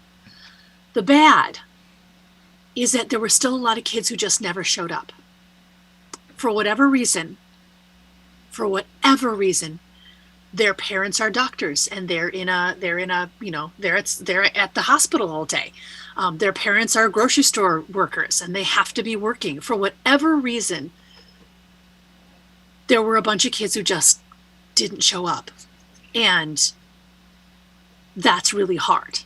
So that was the bad, is that there were a grouping of students in every grade level who could not make it to the online stuff. Or in my fifth graders, they're the oldest kids I have, who could, but chose not to, for whatever reason. I'm not going to go into their emotional state, their whatever. I'm not going to judge, but they weren't there. And that was really hard because you didn't see the kids and you worried about them. The good, it took off, a lot of pressure was taken off. One of you mentioned that already. Like, what really needs to be taught right now? Let's really focus on what needs to be taught. And so a lot of the things that I thought were maybe not developmentally appropriate anyway, kind of disappeared. And I'm really glad of that. However, the flip side of that is that in my district, in my school, the classroom teachers are wonderful overachievers. And they are very unable to let go of what is expected of them. And so they were saying, we need to get to this point by this date. I'm on the building leadership team, so I hear these things. Like, we need to get to this point to this date. And I wish that the district would have said, no, you don't. You know what? We give you permission to not get to that point. So the classroom teachers in distance learning were freaking out because they are wonderful overachievers in my district, in my school, and they were like, we're going to get to that point, gosh darn it. So I worried about them. Arbitrary expression. Online was a very different social connection. Like, we were able to connect. I would put the kids into little breakout rooms and they could like hang out and talk about what they wanted to and make music together. But the bad is we really did miss the in-person socialization. So there's a lot more I could say, but I'm going to stop and let other people talk.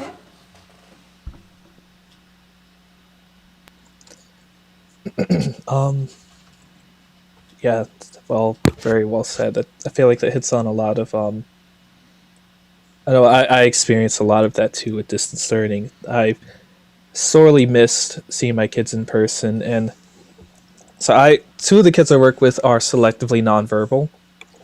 When they're online, they have their cameras off and their mics off, and they communicate primarily through the chat box. That's got to be hard. It is to an extent, but I've also kind of operated from a place of meeting them where they're at. So if they speak through the chat box, for me, it represented an opportunity for me to change the way that I teach. So I would still ask them questions, but then give them additional time to type their response in the chat window.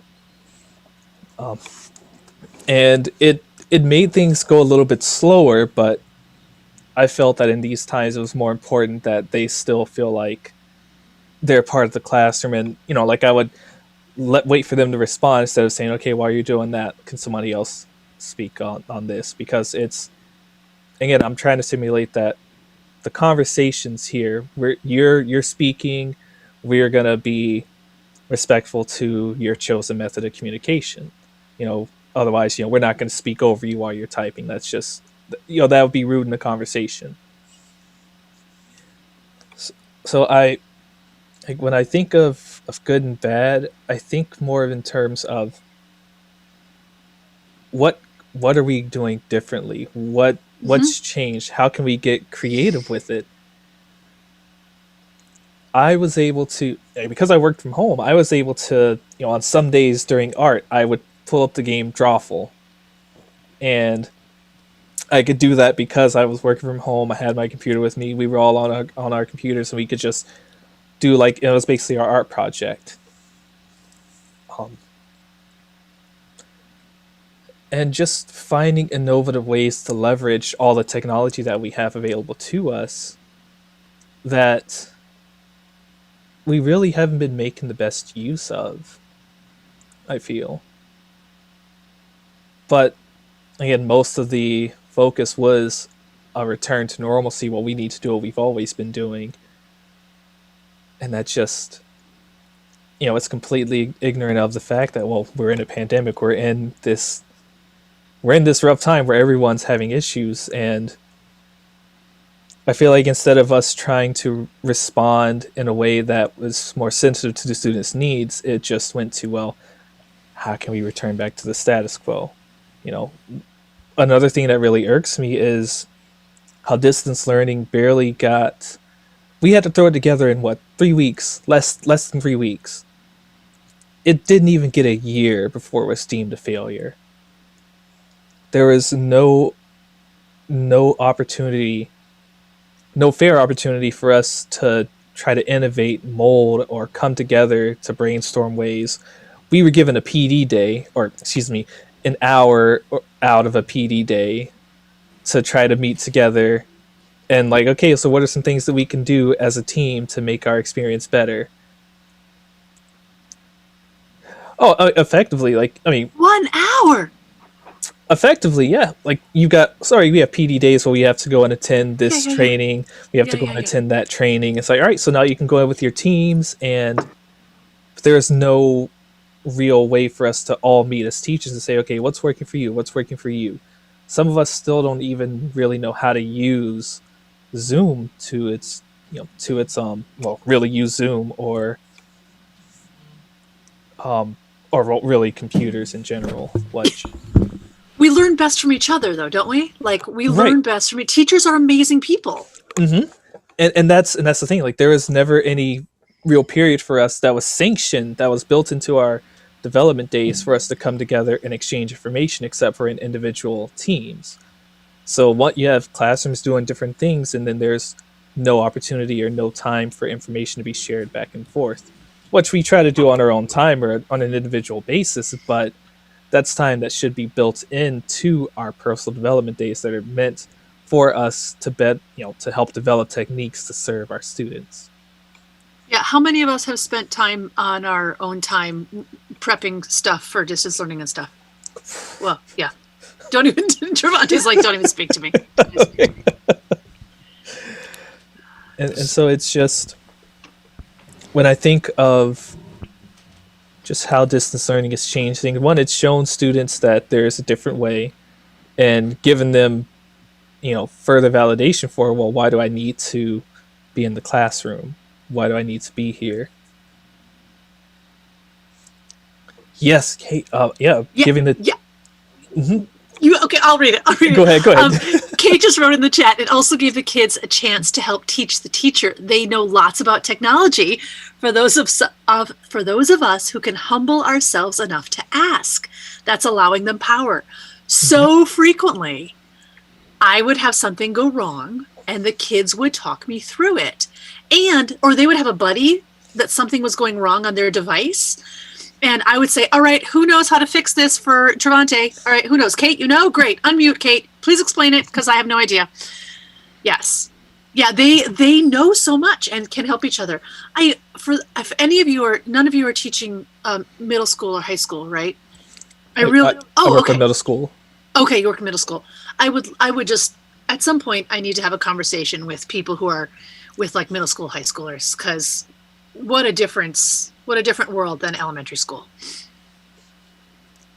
So I'm thinking, I guess right now what I'm thinking about is one of the greatest takeaways that I have from this conversation and hearing from y'all's perspective is like we have way too high of expectations on educators, and I think that there's not enough people that are taking up the role as educator in and outside of the classroom as parents, teachers, neighbors, community members. And I think that as teachers, like there's this expectation that teachers teach and like teachers are responsible for teaching everything. And I think that my hope is that that'll shift quite a bit, but that's kind of my takeaway right now.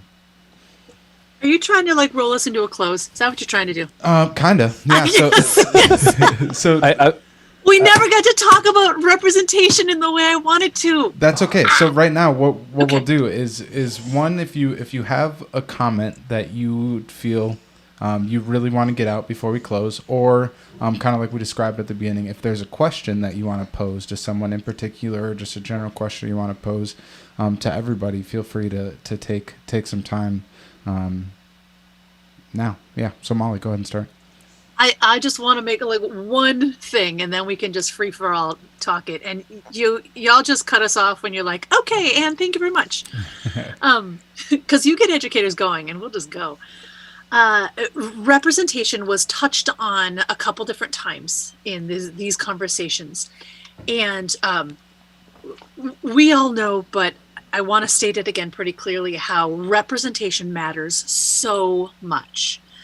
And as a white female cisgender, did I say that right? Cis. I know it's cis. Thank you, cisgender. Like I see it spelled all the time, but I don't say it often. Cisgendered, hetero, married, blah blah blah blah blah. All of those things. As someone who can't necessarily represent, like number one, I would love for school districts to have more teachers and administrators who are of a variety of representations, number one. Number two, for someone who is not that, the thing that, we can do, white teachers out there, I'm talking to you, is to take a variety, and I know we say we're going to do this, and I know we like, yeah, I got this, but do you really? Is to take a variety of representations, not just month per month like Black History Month or Women's History Month or, Gay Pride. Throughout our entire curriculum, make sure that we have a variety of representation just as the norm, as the absolute norm for what we do. Someone mentioned earlier the concept of like trying to have one concept be taught versus with Shakespeare versus something else. I don't remember what that was, but if there's a concept that can be taught and you've been taught to teach it in one way, would there be another thing in music? We do this all the time, especially in the Songworks approach. Instead of using, Bach to teach a particular concept, can you use Bobby McFerrin to teach the exact same concept? So using a variety, multicultural, multi-everything to represent while we're teaching. I'm done now.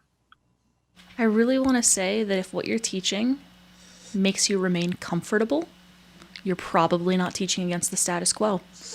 And so because of that, I believe fundamentally that as an educator, you have to not only make yourself uncomfortable, but your students uncomfortable. And you have to have a scaffolding system that teaches them how to deal with cognitive dissonance, that helps them understand their emotional reactions to things that are different so that they can incorporate new ideas, and also teaching them the difference between, so you have a barrier in front of you. There's this classic picture of three people trying to watch a baseball game. And they say, what's equal? Equal is everybody having the same box. What's equitable? Equitable is everybody having the box size that they need to be able to see the game. What's liberatory? Removing the barrier in the first place. But I want to go a step further. Beyond just making sure that you have removed the barriers, if you have people of different abilities, you want to make sure to still equitably allocate resources to give them the optimal experience that they can to see the game. So it's not only removing or reducing barriers, it's equitably allocating resources to make it so that people with different places, different things, different styles can all feel like they're included. I wholeheartedly second every bit of that. So in my classroom, and I keep saying my classroom, I see, I'm not the teacher, I still see them as my students. They're your students. Yeah. So I bring every bit of my unapologetic black male educator polyamorous self to my lessons. Every single bit of it. I always say that I'm here for all of my students, but I'm here for my black and brown students. Because I know that it is not always the case, but most often, the majority of the case, that they don't have the same resources, the same support systems that their white peers do. And I haven't had anyone take issue with that sentiment yet, but my response is what Drake says. It's not equal, it's equitable, and that's the goal. I also put great value on bringing my real self because it's also part of instilling that self-validation, that representation. If you see yourself in the media, in the people that are around you, in the lessons that you're engaging in, you're more connected to what you're learning. And it's something that I feel is so, it's one of those things that's so intrinsic and so, yeah, this makes sense, right? But we still get so much pushback on it. And yet when we see, like, so my two students I mentioned who are selectively nonverbal, they're two young black girls who absolutely love art. They love drawing anime characters. But when I first started working with them about 1.5 years ago, they were drawing primarily white anime characters. You know, because that's what they saw. And so I started showing them black anime characters. I have a few black friends who do cosplay, and I showed them pictures of them. And slowly but surely, their art began to transform. They still draw white anime characters, but they're drawing black characters now. They're seeing these, and it's seeing yourself in what you do is huge. You know, it speaks back to that relevancy aspect of learning. You know, I think of those students who don't show up, you know, who didn't show up during distance learning, you know, kind of, which I feel connects back to, well, why should I be here? Or, you know, what's the point of what I'm learning? Is it relevant to me? It doesn't speak to any of my experiences. And I feel like having that multicultural experience as just the norm, it just is. Even for a class that's all or primarily white, it's still important because that exposure and that representation, it has to exist if we're going to change the status quo. Well, not change it, shatter it. That's what I mean to say. That brings a really great question that I have. Or Molly, did you want to say something? I have been thinking for a couple of years now of leaving my primarily white school district and coming to teach in Minneapolis. And I changed my mind about that at some point because my my primarily white students need to have someone who is showing them a variety of people and pushing their boundaries of comfort. And we do something just like, oh, Drake, you've made such an amazing point about, we do something in music class that they get a little giggly or a little uncomfortable, or they're unfamiliar with it and it feels weird.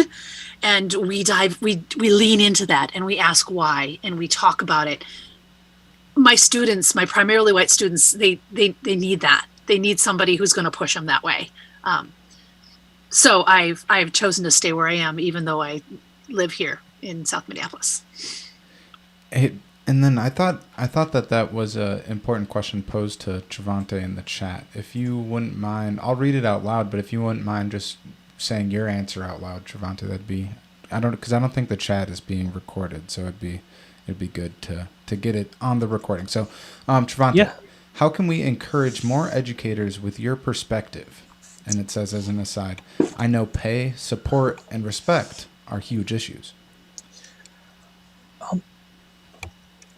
Well, really, it comes down to those three things. It kind of gets to my response there, where I feel empowered to speak out because I have the direct support of my teachers, my assistant principal, the principal. I have earned through this the respect through my voice, the respect of many of my peers. And I also rely on, the district's overarching mission of racial equity, and I lean heavily into that. And it comes from a sense of holding these systems accountable. And it's, again, I had several incidents where I was fearful I would lose my job because I just hit my 2-year probationary period and just a few months ago, but I've been speaking out well before that. And I think the fact that I had issues where I had to talk with the principal about these things, and the fact that it's a white principal, white assistant principal, but the fact that they were open to listening, but not just listening, willing to grow from it. I had an incident where there was a bus aide accused me of trying to hug one of my students against their will, which I got offered comfort and they said no, and I respected that, but and the bus aide kept on getting on to me about it, and and I responded yeah, I'm not going to deal with this racism, and I ended up getting called into the office about it, and I explained to my principal the issue, and she listened, and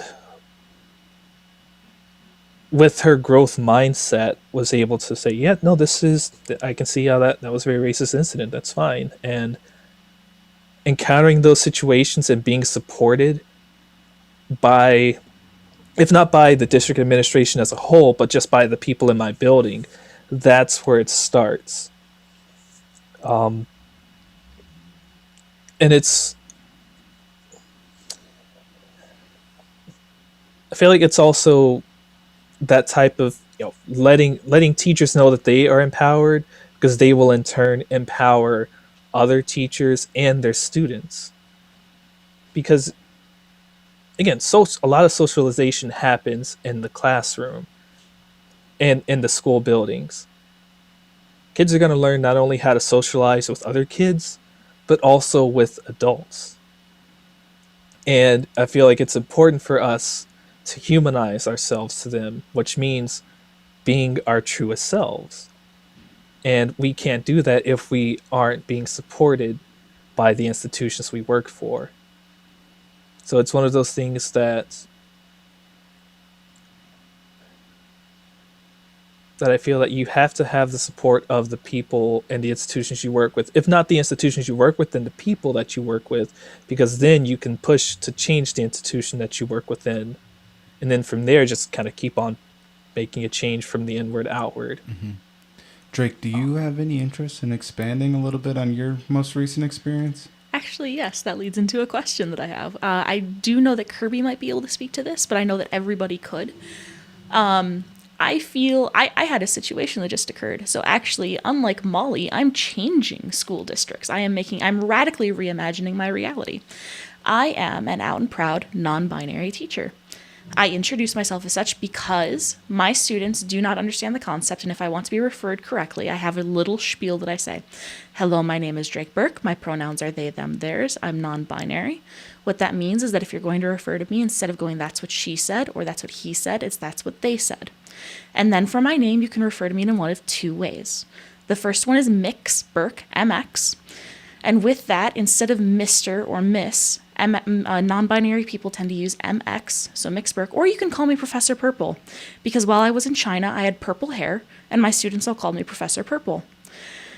That literally took probably 45 seconds or less to say, and I start my lesson with that because then I'm referred to correctly by almost anybody, because they're going to either say Professor Purple or they're going to use my correct name and my correct pronouns.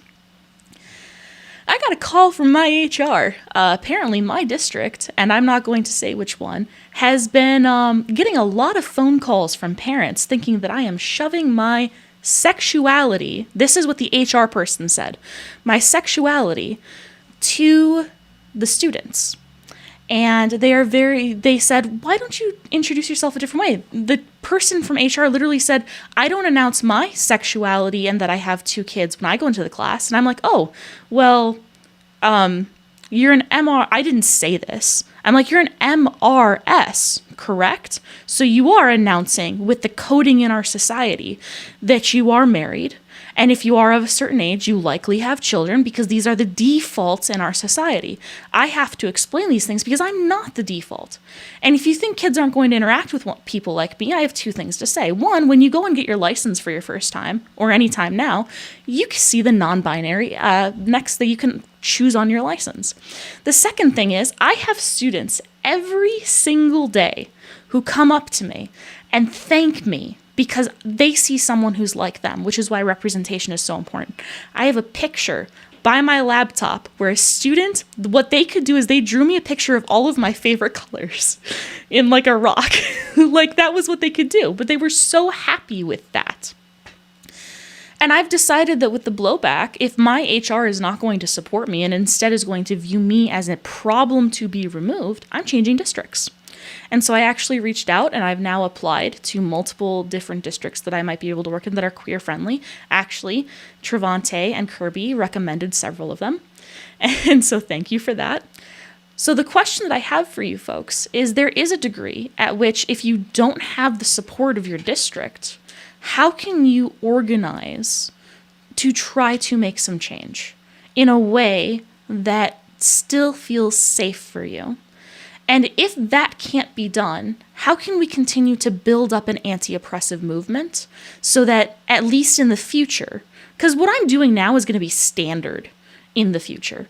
Like it's getting to standard now. We're starting to build this in. We all have our pronouns on here. So it's getting there. So how can we organize for this better future? And I know Kirby might be able to say something with their Minnetonka experience, but I'm curious from everybody.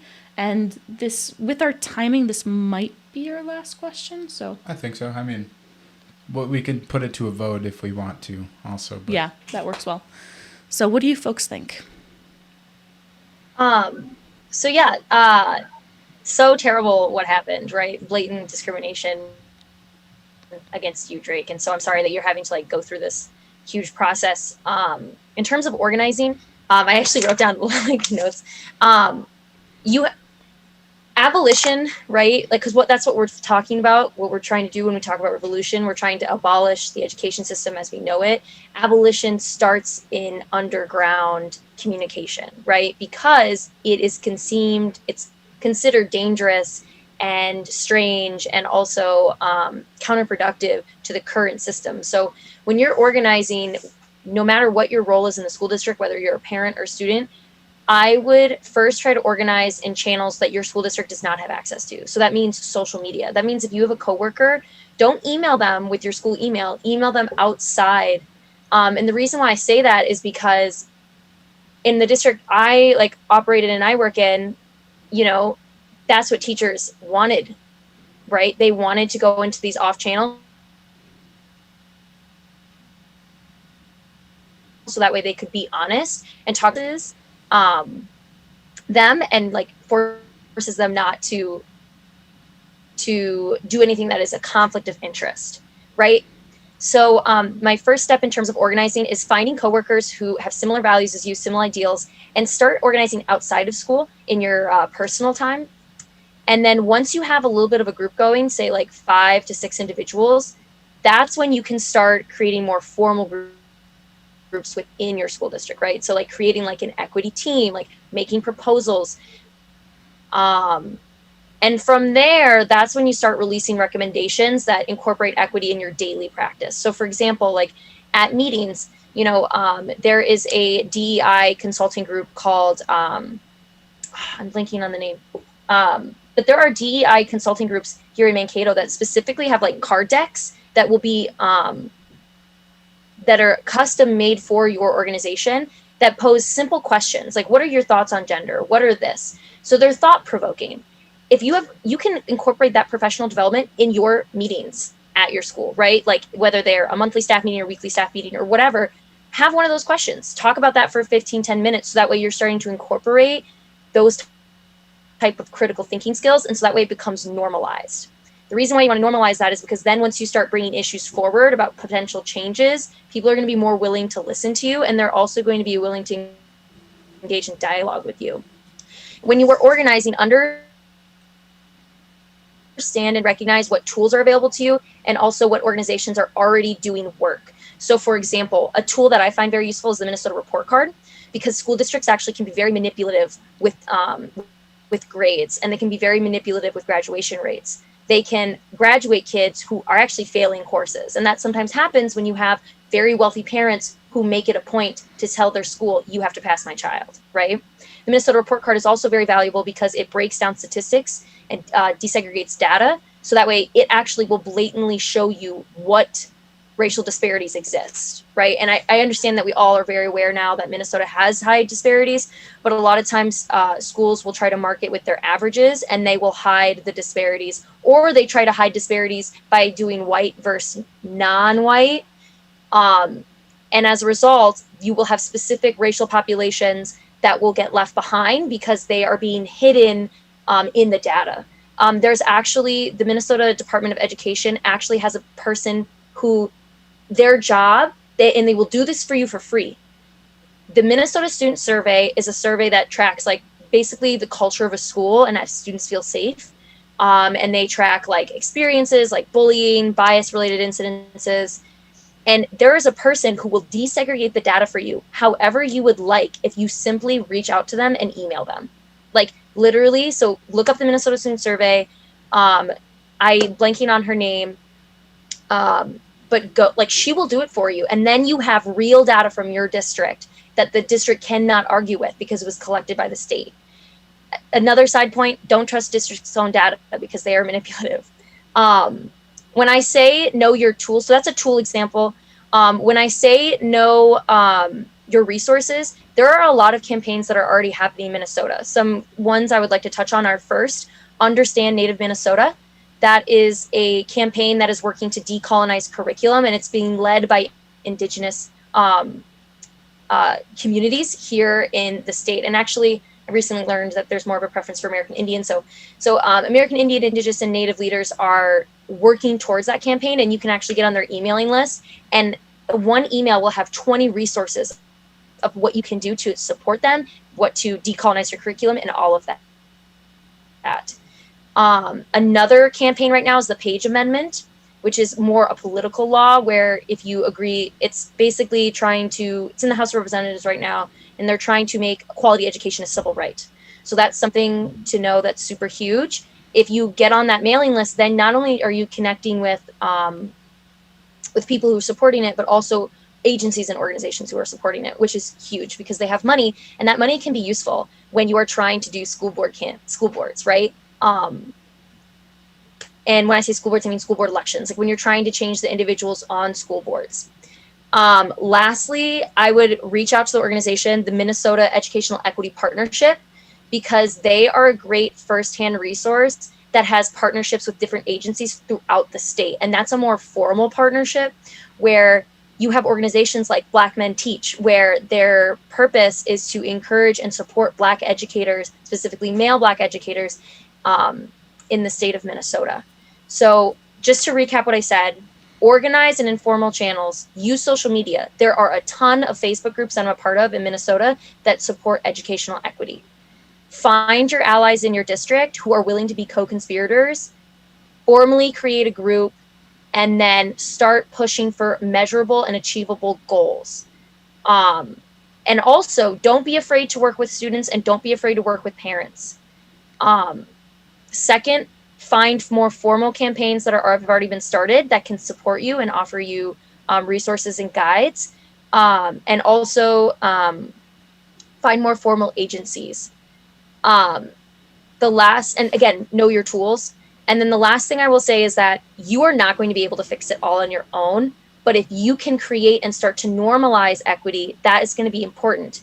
With our student group that we have in Minnetonka, they aren't going to be able to fix everything, right? But they have made enough achievable success, and they have been met with some success to the point now where there are other key stakeholders in the community now who are jumping on the bandwagon. We had one parent who collected over 300 signatures to support a change in a district policy that our students advocated for. And that was huge because it was like, we didn't even know this woman. She's not affiliated with us at all. But now that she's done that and she received Well Black, oh, now we're partners, right? So I'm sorry I spent so much time talking. I just remembered the educational equity group here in Mankato. There are Connect Education, and they're led by Brianna Williamson, and she is a genius. And she has a lot of incredible equity products that teachers can buy that are, if they can't afford, if they don't go to the trainings or if they can't get approved for the trainings, the products like those card decks can be very useful in normalizing those critical conversations and bringing that critical consciousness. There are also a lot of student organizations, and I can link this to Drake and Justin later. I can create like a list of like just resources that are out there online. But yeah. Great contribution, and yes, we'll definitely take those links. Yeah, we can take links from anybody. We can put in our description if you have additional information, statistics, resources that you want to link to. Maybe we'll in the description we'll say, hey, Kate's contribution, Molly's contribution, Kirby's contribution, so on, and we can put your links under your name just to kind of separate a little bit.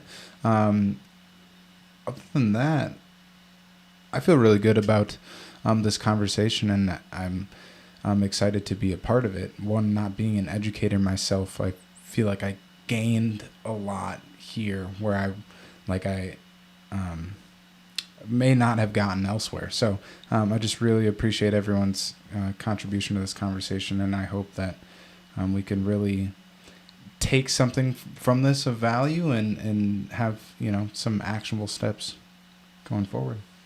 Yeah, this has been fantastic. Thank you so much, everybody. This has been, I would actually say that this has been way exceeding any expectations or understanding that I had from this conversation. This has been brilliant. And so I guess now's a good time to end. But if there's anything that you guys want to make for suggestion or feedback or anything else, anything like that at all, send it our way. We can include anything in the description. We can plan another conversation like this if there's a topic specifically that you might want to touch on. But yes, we can absolutely stay after the recording. I think Travante is going to take us out with some ukulele sounds, and we will roll out. Yeah, here we go.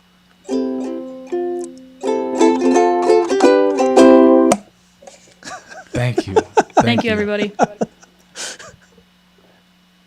Thank you. Thank you, everybody. This was a pleasure. Thank you. This rocked.